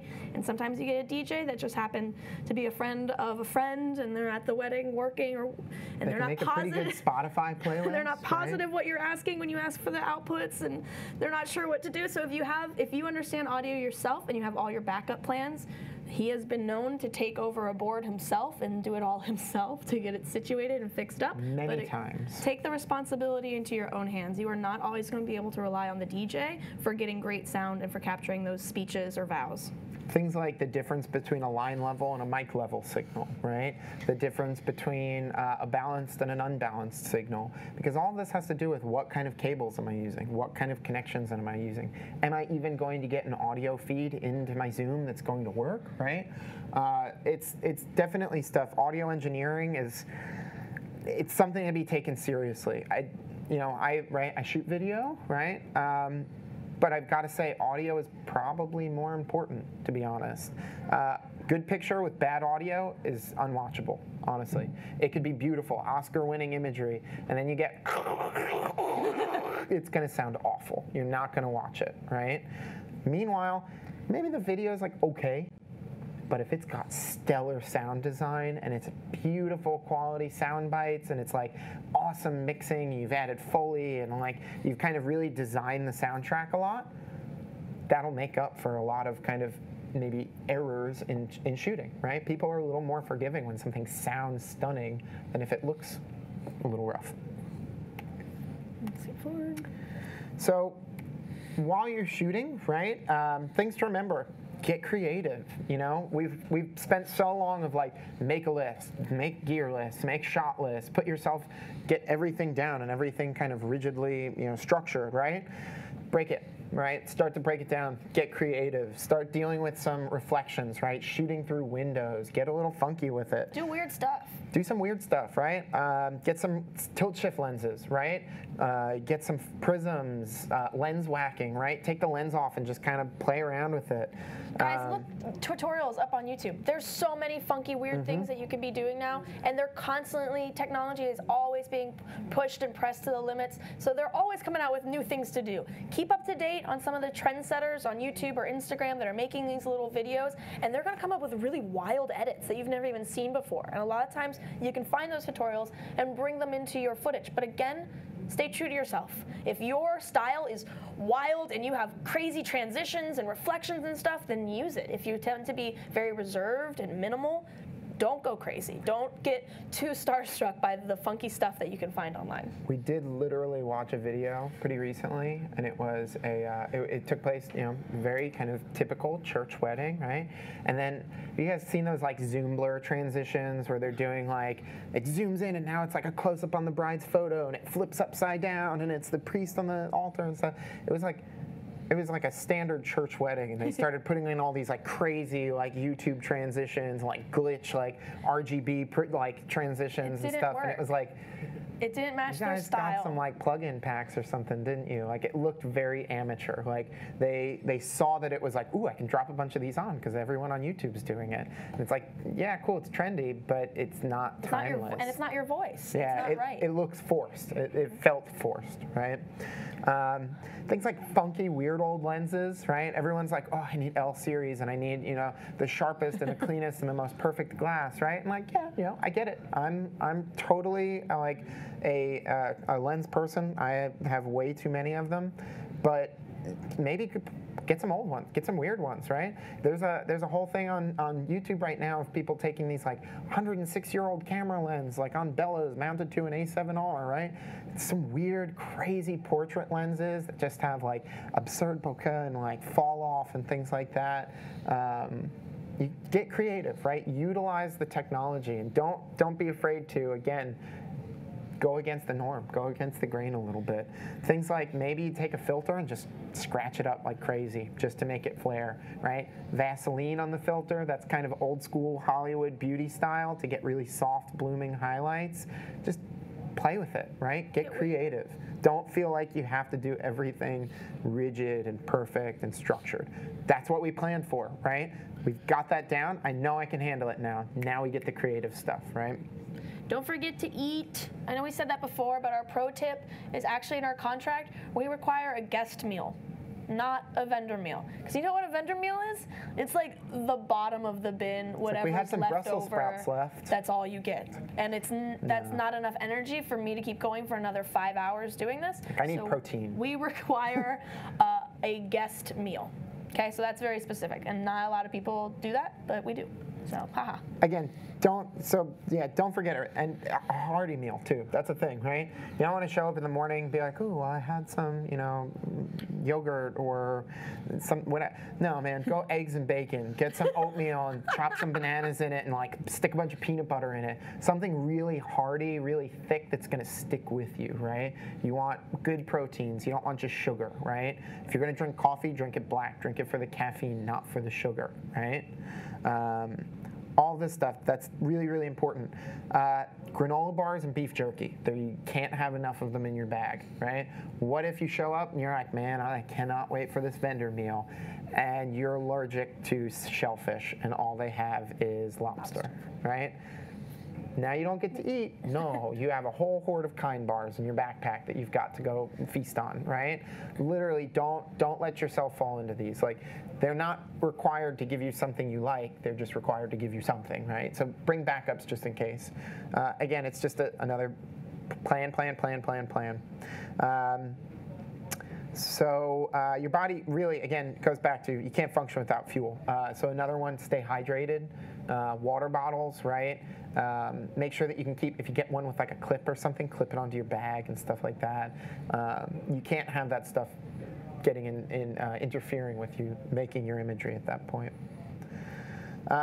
Practical gear setup. So this is just kind of going into kind of some of our habits, more or less, while we're shooting. The biggest thing that we do is we tend to shoot and log. We tend to utilize LUTs for things like exposure and for kind of predetermining what our exposure is going to look like. And so, I mean, shooting in log, really, honestly, it can really save you. I mean, a lot of people think of it as like it's intimidating, it's different, it's flat, it's washed out, it looks nasty, right? But literally what it's doing is it's shrinking the dynamic range that it's grabbing on the sensor so that now you have this flexibility to accidentally overexpose or underexpose it a little bit more and still be able to maintain detail, right? Don't underexpose in log, like do not even a little bit, because it will get noisy and it will get noisy quick. If anything, overexpose just on the hair of caution so that you don't end up with that noise, right? That's really, really important. Underexposure, as soon as that signal is kind of all down in the bottom, it's just going to be filled with noise, and when you go to pull any of that info back up in post, everything's going to get noisy, right? What you really want is to pull down, because then you're going to crush all of that noise out, right? So you have to make sure that you're not blowing out your highlights and you're not, making her white dress go totally textureless or something like that, but definitely keep it in mind. Working in log is not easy, I'll admit it, right? At first, it's hard to visualize the image appropriately. You don't know if it's in focus. You don't know what it's going to look like when you expose it, right? That's what LUTs are for. LUTs are lookup tables, and essentially they are, it's a mathematic formula, right? It's for modifying the way something looks. It says, if I see this color or this value, make it look like this. Simply put, that's it, right? And so what you can use is you can use it for kind of easily judging things like what your exposure is going to look like, pre-visualizing what your color grade will look like, right? So that can help make those kind of exposure decisions a lot easier at that point. These can be made in programs like DaVinci Resolve or Photoshop, right? You can make them yourself. There are third-party options available. There's a number of various sellers online. There's on Etsy even you can buy LUTs now. Selfie.com, SELL.FY, I think is what it is. .com has tons and tons and tons of LUTs available on it. There's a lot. And basically, they're for the most part, they're universal. You just have to know kind of what it's looking to be applied on and roll with it, right? These are really, really useful. You can use them in post. You can use them in your color grade. It's kind of like your starting point, right? It's like your Instagram filter, your Visco filter. It's kind of your start. And then you kind of grade it and tweak it and kind of, go from there. You can also use it while you're shooting, right? So if you get an external monitor, right, you can literally load it onto that monitor so that now you have these tools. You have things like your waveforms and zebras and false color, but you also have the LUT on there. So now I can just pre-visualize what my footage is going to look like graded. So if it's like, well, it's a little cool, right? Bump your white balance up just a little bit. That's huge. Right? I highly recommend it. Putting your LUT onto that monitor. That way, everything that you're filming, you already know what it's going to look like pretty much as a final product. It tends to make you have less time correcting in post. Those kind of first level basic corrections tend to be a lot easier at that point. And once you figure out your favorite LUTs and your favorite looks and styles, you kind of tend to keep using those because that then becomes your style and your voice, and it's what people will envision when they see their wedding coming from you. And you can always tweak it, and you can change it and adjust it, right? But it really does help to kind of have a good starting point, right? And that's kind of like, that's step one in the process. So our favorite gear, things that we cannot live without. First of all, stabilization is always our first concern. If you look at a wedding video and the first thing you see, or any video, is that shaky Jello cam look, right? Blech. It screams amateur. It just screams like, yeah, I bought a 5D, but I didn't buy a tripod, or like the most basic of support equipment, right? Like, it's like you knew enough to get the good camera, but you didn't know enough to put it on something. So stabilization is literally, that's always the first thing we think of.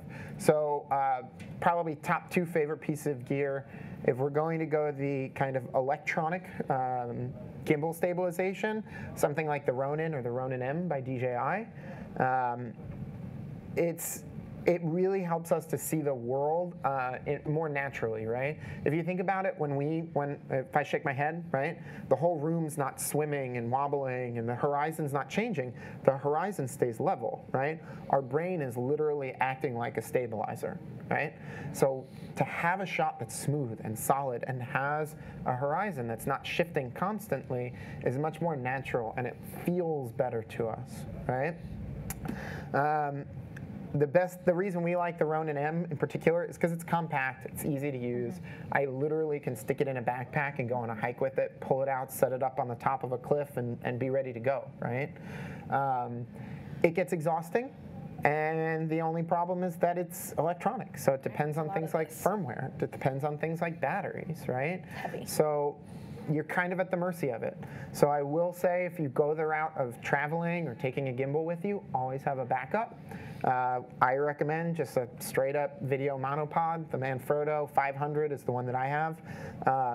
Super simple, super easy, just something to get your camera steady and level so that if, for example, something happens with your gimbal that day, you have a backup, right?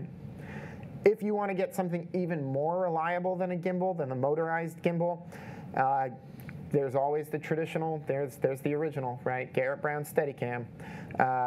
They are far more reliable in terms of the fact that they're mechanical, right? Literally, you're going to show up and it's going to function because physics did not change. The way that gravity works did not change overnight, so it will work. The big thing with those is, one, that they're heavy and you might not necessarily be able to fly with it, so you'll probably have to ship it beforehand. The other thing is practice. It's going to take a lot of practice. I'm not going to sell that short in any way. You're going to want to actually get in a vest, get in a rig, and start going and do it months and months and months before you ever take it into a wedding, or you will regret it. The best way that you said it was, it's like dancing. It is. It's totally like a dance. It's so well choreographed that you have to practice it, right? You wouldn't go out and do a Brazilian tango or something like that with no prior experience and hope that that you look like Don Juan or something. As a Steadicam reference for anyone who's a Steadicam op. Nope. I know. Yeah. So really that's kind of our first thing is get it stabilized, get it looking clean, get it looking solid, get the camera moving, right? Do something funky, do something unique with it. The more kind of stable, locked off tripod shots there are, right? They're better than shaky cam, they're better than those handhelds, but they don't have anything going on. There's no real movement or emotion, right? So we want something to be able to really kind of drive the emotion and drive the storytelling forward, right? As far as cameras, right now, I cannot lie, the C200 is like burning a hole in my pocket because that thing is absolutely amazing. We like Canon because it keeps consistent with our photos, right? If Paige is shooting on a 5D and I'm shooting on a C200, we can use the same lenses, right? I don't have to pack two different sets, right? I don't have to have my mirrorless lenses and my EF lenses or whatever, right? Really, really, really kind of probably one of the biggest things is keeping one set, right? Now I don't have to worry about having 350mm lenses. I get one or two really nice ones, right? I don't need 5 or 6 of them for every different camera I go on, right? Great thing about it, it shoots in RAW, right? So it's got better color fidelity. It's way more forgiving in terms of things like white balance. You can honestly kind of forget white balance and do it in post, right? It's kind of insane. There are lightweight codecs available, 4K and 2K options. So if you're just starting out, maybe you don't have necessarily the kind of budgets or something available for some of the raw and kind of high-end workflows. So you've got options, right? There are some kind of standard MP4 and standard kind of C100 and C300 codecs in there that you can work with. As far as monitors, right, we mentioned before external monitors are super useful. We have a small HD that we like to use. The 502 is nice and compact if you need something a little bigger. They have a 7-inch as well, but I like the small 5-inch size. It fits on a gimbal really well, fits on the top of your camera really well. It has all these things like LUTs, waveform, false color, all of the tools that you would use. In fact, they just released a firmware update, I believe today, that has a whole bunch of new things, and it's like getting even better every day. I'm going to literally go home and update mine and play with it all night tonight. The big, easy-to-read LCD screen is much better than trying to look around the back kind of battery plate of the gimbal, like your kind of camera LCD screen, like flip out like a GH5 or something like that. The flip out screen, you're trying to like look past the battery to like see down there or something. Like, just put it on the top, right? Make it easy. Put it right in your line of view, and then you don't have to kind of go crazy with it. Sennheiser lavs, we utilize Sennheisers. We have a bunch of the G3s, the EW100s. The AVX system are kind of next on our purchase list. They are amazing. Sennheiser is, of course, industry standard. They've been around for years and years and years and years, and they're some of the best audio equipment in the game. The new AVX mics have something that's really, really useful for wedding people, and that is an auto dynamic range switching. So essentially, it kind of interrogates what it's sending the audio output signal to, and it shifts its sensitivity so that you never hit distortion on your recorders. Like that's like, let that sink in for a second. Like, clipping goes away, right? You can kind of more or less forget audio levels. So now you got your C200, you've got shooting in RAW, I don't have to worry about white balance. Stick my AVX on, got it good, I don't have to worry about audio as much anymore, good, I'm good to go. The more you can utilize technology to make your job easier, do it, right? That's what it's there for. Fast lenses is kind of our last one there. You don't always have control of light. You could easily bring in a bunch of LEDs and bring in some light fixtures and really pump the room full of artificial look, but that's not our style, right? We try to avoid using any on-camera lights as possible. Instead, I'd rather go with a 1.2 or a 1.4 or an f2 lens or something really, really fast so that I can get that exposure. Sure, might not have much depth of field, but I got the shot and it's not noisy, right? That's more important to me than like, well, I blasted it with this weird artificial light that came from nowhere, right? Because anytime you see a light source that has no like natural direction to it, it just looks strange, right? Our brain can't really process it. So having a fast lens can kind of help prevent the need for a lot of that stuff. So things to keep in mind are your interactions during shooting. So the biggest thing is direct your subjects, right? Don't just pose them. Don't just place them in a nice, pretty arrangement and say like, okay, cool, now just stand there and don't move, right? You'll get much more natural moments out of the couple, right? Give them props, give them ideas, give them things to let them ease into it. Tell them to whisper a joke in the other person's ear or ask them some weird, funny question, right? We have a whole list of prompts that we keep kind of stored in the back of our heads so that when we get to these moments, we can give the client something. We can tell the bride something to tell her groom or something like that to get these kind of authentic, laughing, kind of natural reactions out of them, right? And this is another reason why we would always suggest meeting with your bride and groom first, yes, for whatever reason, because when we do portrait sessions, we tend to get real weird with it because we want them to be laughing with us and we want to get those reactions from them. And if you just go into a portrait session and they don't really know you and now you're throwing out all these weird things, like telling them to list their favorite, their favorite cereal in the sexiest voice that they can into their partner's ear, you're like, this person's weird. Who is this videographer that we hired? But if they've already met you and they know that you're weird with them and that you can joke around and create these moments together that they'll enjoy, it won't be so odd. So we do tend to give them actions to do, whether that is fixing your cufflinks or putting your glasses on and off, or we'll just straight up tell them to do something silly like that. Like posing reads stiff even in photos, right? So you can tell when a photo is posed. So now translate that to movement, right, to video. If it looked posed in the photo, think of how fake and how posed it looks in video, right? In movement. So this is where you want those hand-holding moments. You want the hair blowing in the wind. You want those little glances and things like that. Not two people that are so stiff it looks like the groom's about to fall over or something because he's in this weird he's wrapped around the bride, and if she moves at all, he's gonna fall off a cliff. So by kind of trying to direct them into the movements, it allows them to kind of unfold a little bit more naturally, right? Again, shoot for your style.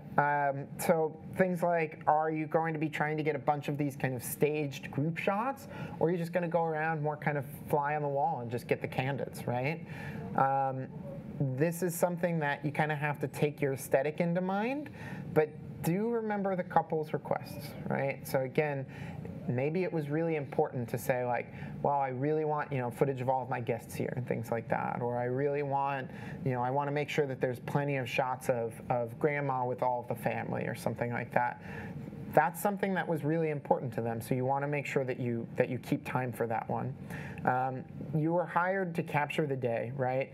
Don't be afraid if you need to ask someone to move or to repeat an action or something like that. Like, don't be afraid to interject. The worst thing that you can do is not speak up and miss the shot and then just not get it, right? And just deal with it. What we tend to do is we'll let them have their first look all by themselves. We'll film far away and get kind of those epic wide shots with them having their own private moment. And then you don't interrupt it. They actually have a moment as husband and wife together, which is the whole point of the day. And then you can pull out your cinema card and be like, all right, let's do that again. Now I'm going to be right up kind of in your face, and we'll do it this way, and we'll get those same kind of moments that you had before. But before, we wanted to step away and actually let you just be people and let you be humans enjoying your wedding day. So that's one thing that we do. And every bride and groom's different, right? Like, for example, our wedding day, our first look, I bawled my eyes out. I am so glad they did not necessarily get right up in my face and try and like film me while I'm like, oh God, you're beautiful. I'm very, very thankful they let us go, they let us have it, we did our thing, right? And then they stepped forward and they got some extra shots and they got the things they needed, right? Same thing. It's so much more important. And not everyone's like that. Some people are, just excited and casual, it's fun, right? Everyone's different. And again, that's why it's important to kind of get the feel and know your couple, right? Going back to kind of don't overshoot is don't feel stressed to shoot everything, right? You made a shot list for a reason, trust it, right? When you're just starting out in your career, you'll be shooting a lot. It's okay, right? B-roll's your friend. The last thing you want to do is come back and not have enough footage to cover all those cuts, right? But eventually what you'll start to realize is that you don't need to overshoot. You don't need all this footage. I trust my shot list. I know what I've got. I trust myself, most importantly. And I know that I'm capable of grabbing these shots, right? So production finished. We've got everything in the can. We've started moving on, right? Now it's time to start thinking of post, right? This is really where you're going to kind of start to craft everything. And you've got to start, like, first questions first is what are you working on? Is it a Mac or a PC, right? This question is like, it's like what came first, the chicken or the egg, right? It's like there's no right answer, I guess, Canon or whatever. Nikon. Canon or Nikon. It's like, what works for you, right? At this point, there really aren't bad options. I mean, Mac and Windows is a preference thing. Macs honestly they tend to have a longer lifespan because of the quality of the components that they have in them. They tend to last a little bit longer. PCs tend to be a little bit faster at a cheaper price, right? So it depends. Do I need the speed? Is that what's more important with me? Or is redundancy and reliability more important and things like that, right? Totally up to you, honestly. At this point, check out consumer reports, check out the reviews, but really it's not going to get you either way. This is not the end of the line for you. You can choose either option. You'll be able to make it work. Step 2 is to figure out what's your editing software. And again, there's tons of them. There's more editing softwares out than I even probably know the names of. I have been working with Final Cut and Premiere Pro since Final Cut came out in 2001-ish, that area, the beginning of the early 2000s. And it's progressed a lot and it's advanced a lot. Final Cut is definitely still a valid option for the Mac users. Final Cut Pro X, it has an update coming up in the next couple months or so. It's supposed to expand its capabilities even further. It's a really great option.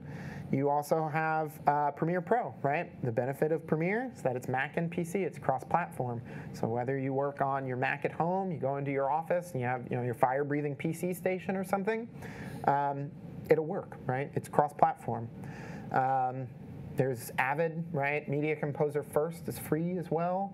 Our recommendation, however, is DaVinci Resolve. So DaVinci Resolve, again, Mac and PC friendly. You can get Linux as well. Fully featured editing system. A lot of people still kind of think of Resolve as a color correction program, right? Because it's kind of where it had its start. Came from the kind of hardware color grading days. It was almost $40,000 to get a hardware station built and installed in your home, right, or in your office. Blackmagic purchased the company and said, hey, look, we're going to now offer this software for $1,000. You get it free if you buy a camera. Oh, guess what? We'll make a free version as well. Now they've lowered the price of the paid version down to $299, and they still have a free version of the software. If you're wondering, this is used on, like, I don't want to say every movie set, but like Star Wars, right? Right? You a Star Wars fan? They use this, right? If it's good enough for Star Wars, it's kind of good enough for me, I think. That's kind of my general quality rating. It's like, well, Star Wars, me. If I can be at that level, I'm cool. And from a side perspective, it has eased his editing time immensely. He's gone from weeks of stress and going through each individual shot and trying to get his color grading perfect to being able to knock something really cool out in like an hour, 2 hours. And it's insane. It's things like presets and, again, creating my own LUTs and making these like kind of grades and stuff like that, power grades that I can just easily apply and manipulate. Again, not lacking anything. It's got all NLE capability. They just purchased Fairlight, which is top-in-class audio sweetening system as well. Again, it's free. It's free. It's free. Like, there is a paid version. It has some extra things, but the free version is enough to get you off the bat and to get you running. It'll export up to 4K. Like, ta-da. That's great. So the first thing to do kind of in the post process is offloading and organizing, right? The biggest thing I can say with offloading is verify your copies, right? So drag and drop, right? We've all done it. It's probably the easiest way to get something from a card, click it, or command or control, copy, paste, right? That is like the worst way to copy your footage. Especially if you're starting to consider like, well, I shot on a terabyte mag and I shot 6 terabytes of footage or something like that, right? Now think about it. All of that data is just zeros and ones, right? Now you're translating, you're trying to move 6 terabytes of information from point A to point B, right? Somewhere in that 6 terabytes, what if 1 or 1 0 is lost? Could corrupt a lot of files at that point, right? By verifying your copy, you prevent a lot of this stuff from happening up front. It essentially is checking to see what is on your card is matching what's on the drive and making sure no files are hitting it corrupt, right? So there's a couple different softwares that you can use to verify. DaVinci Resolve has a verification tool built in. It's called the clone tool. It's on the media page. You tell it, here's my source, here's my destination, and it'll copy it for you. Really all it's doing is it's just copying the footage, but it's running what's called an MD5 checksum on it. That's the specific kind that those ones use.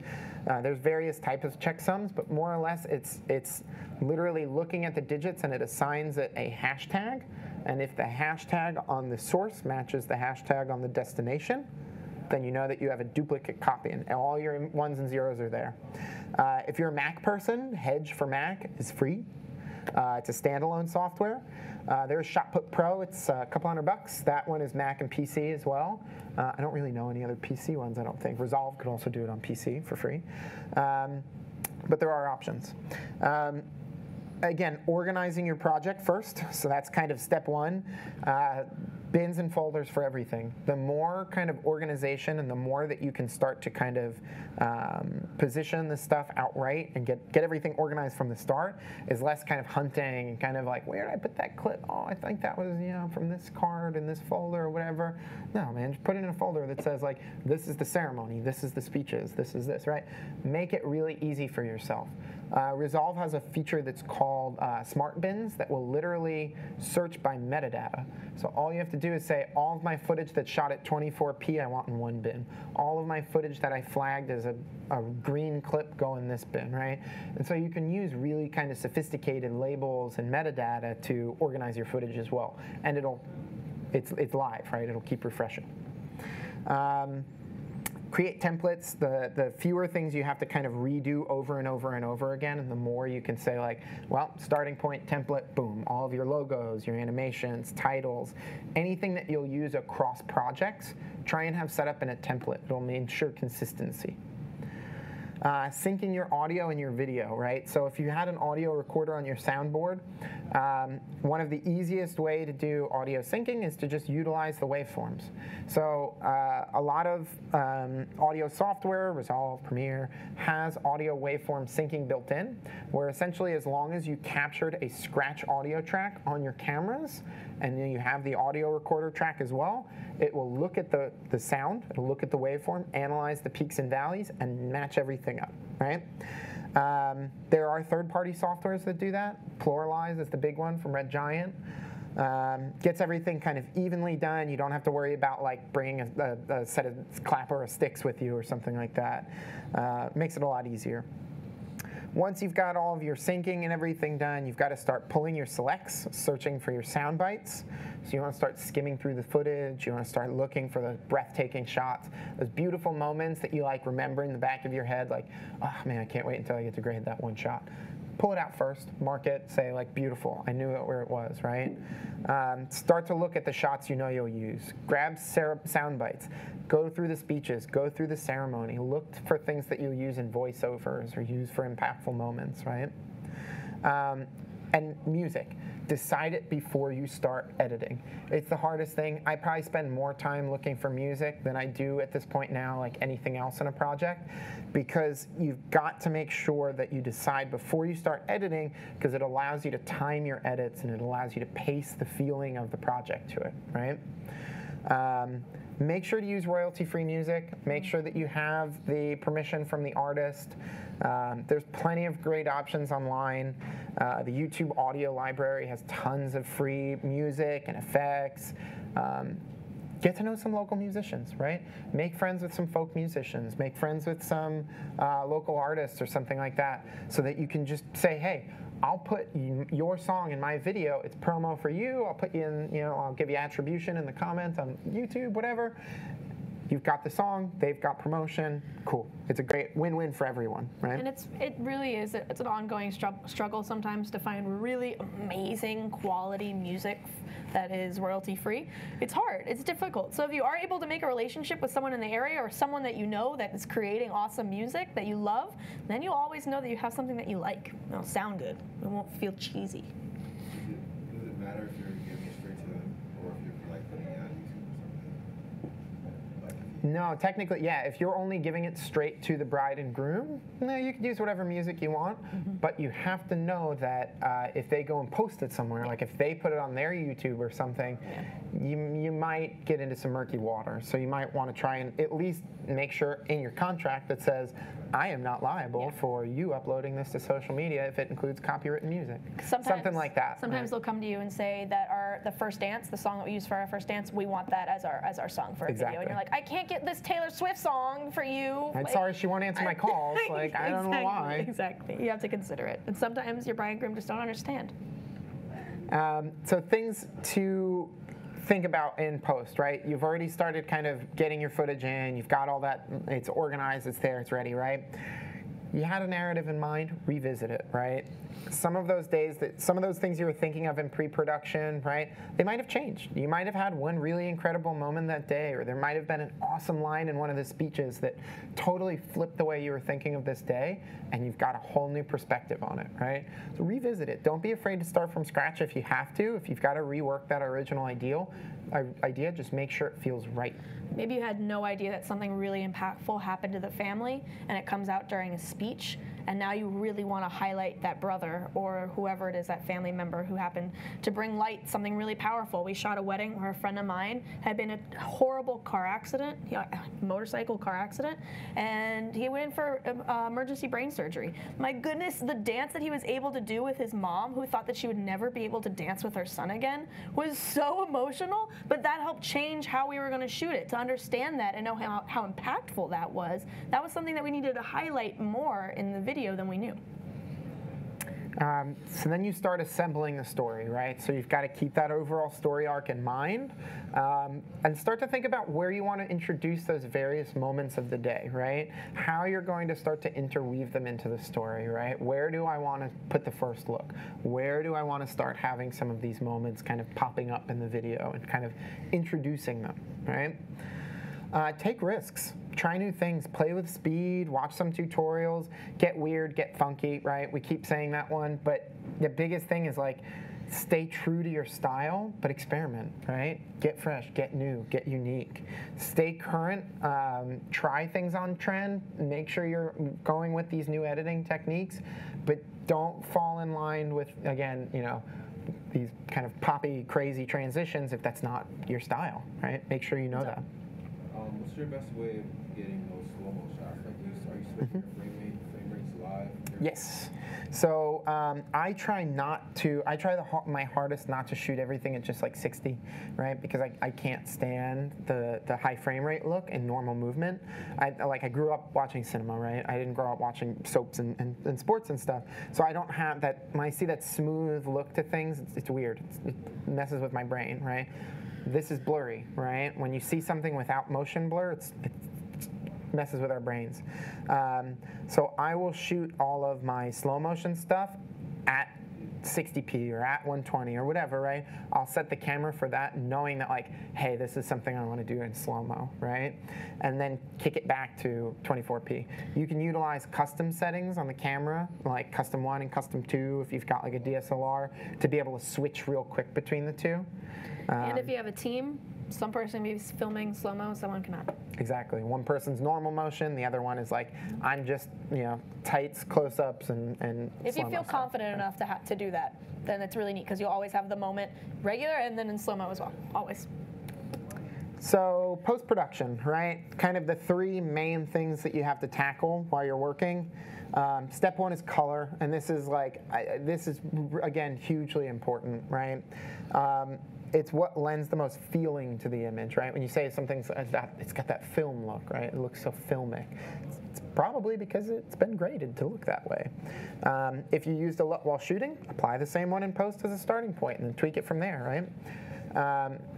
Your kind of normal order of operations, right, is to do your kind of basic corrections first, adjust your exposure, tweak your white balance, right? Get those things first, correct the image.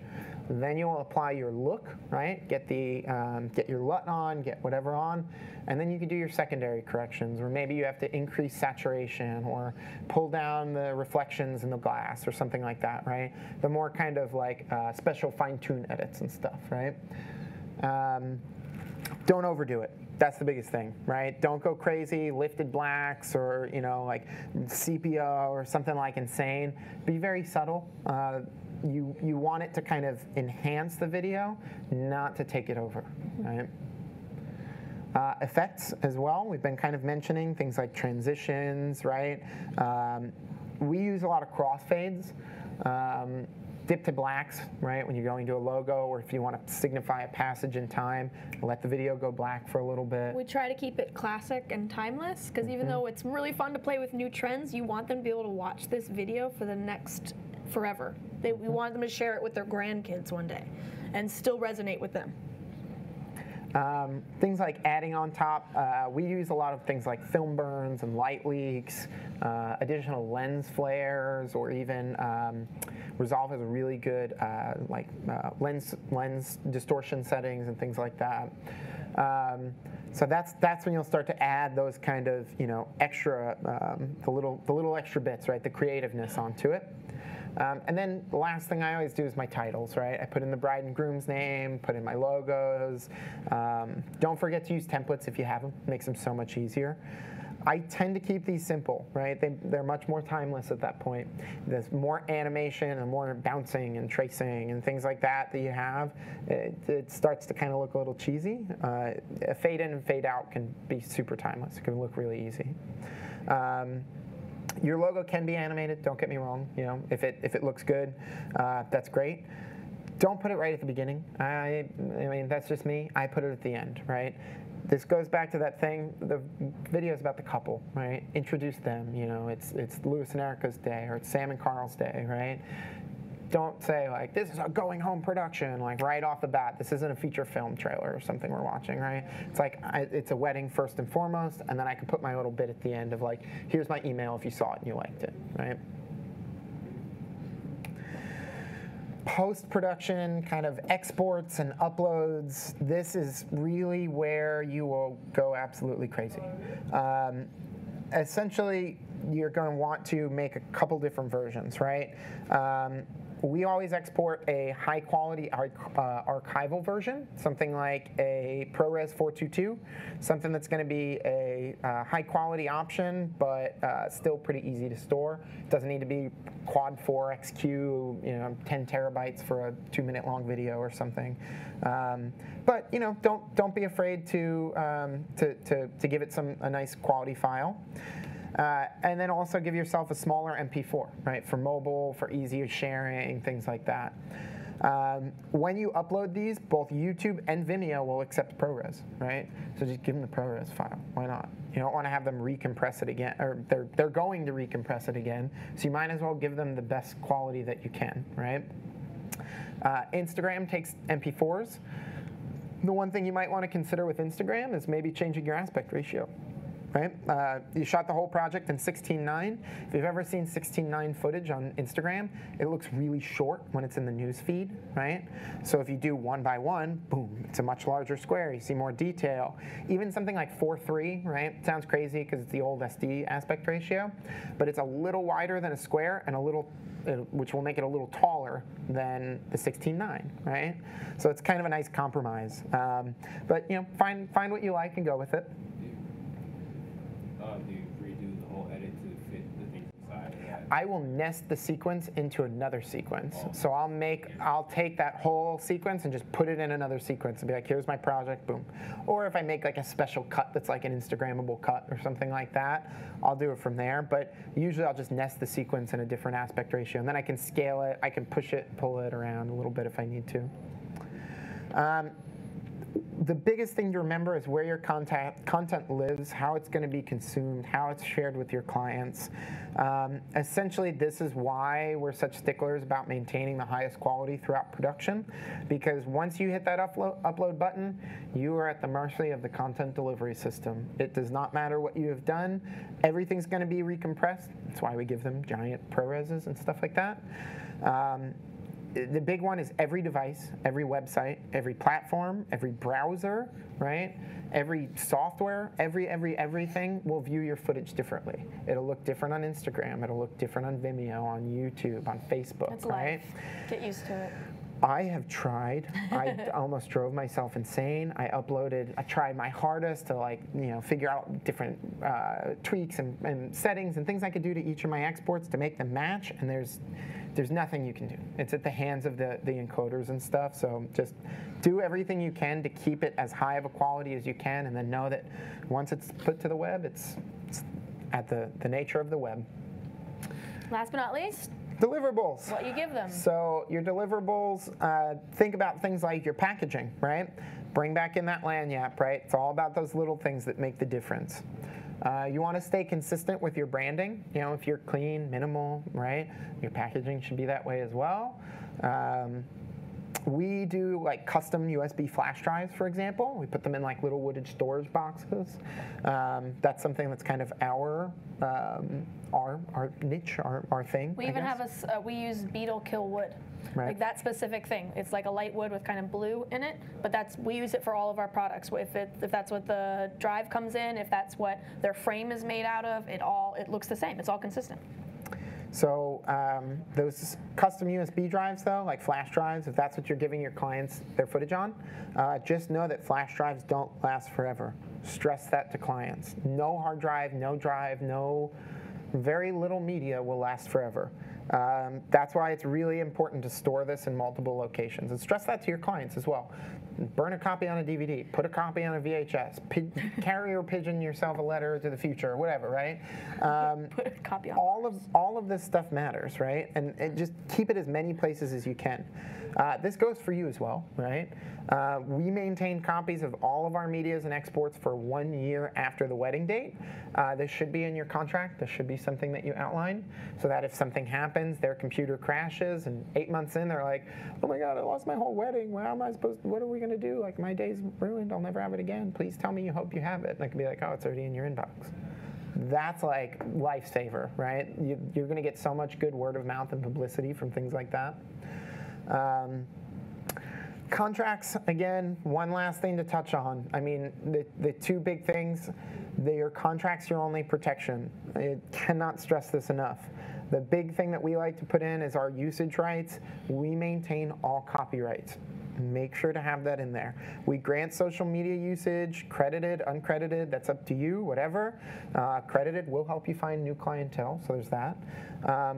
But the big thing is you own those footage, right? They have it, they can use it, they can post it, whatever. They can't send it to the knot. They can't, put it in a wedding magazine or anything like that without your permission first, right? They can't go re-edit it and then post it on Facebook as well. Really, again, we can't stress the whole contract thing enough. It's really what outlines all your expectations, both of deliverables, of what you're going to be doing, your expectations, all of this. Legally speaking, protect your assets, right? Anything you can do to protect yourself is what's important. And our last pro tip, copyright.gov. Yep. $50. You can upload everything. as much as you want for $50. And that, I mean, I'm talking like 6,000 wedding images for $50, or 8 Terabytes videos, or videos, whatever it is. right? But each time that you start a new upload, it's only $50, and then it's unlimited for that time. So we tend to do it, we try to do it like once a month, and if you're really thinking you're bringing in enough clientele to be keeping in business, then you can afford the $50 a month to legally protect yourself. It's $50.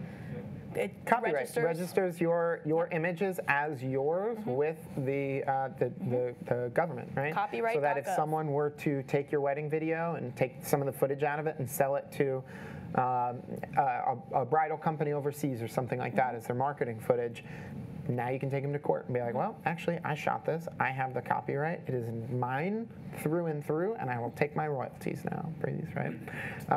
Again, it's your only protection, so you want to make sure that you've got all that stuff kind of outlined. Copyright.gov. Cool. Thank you. Oh, well, thank you guys very much.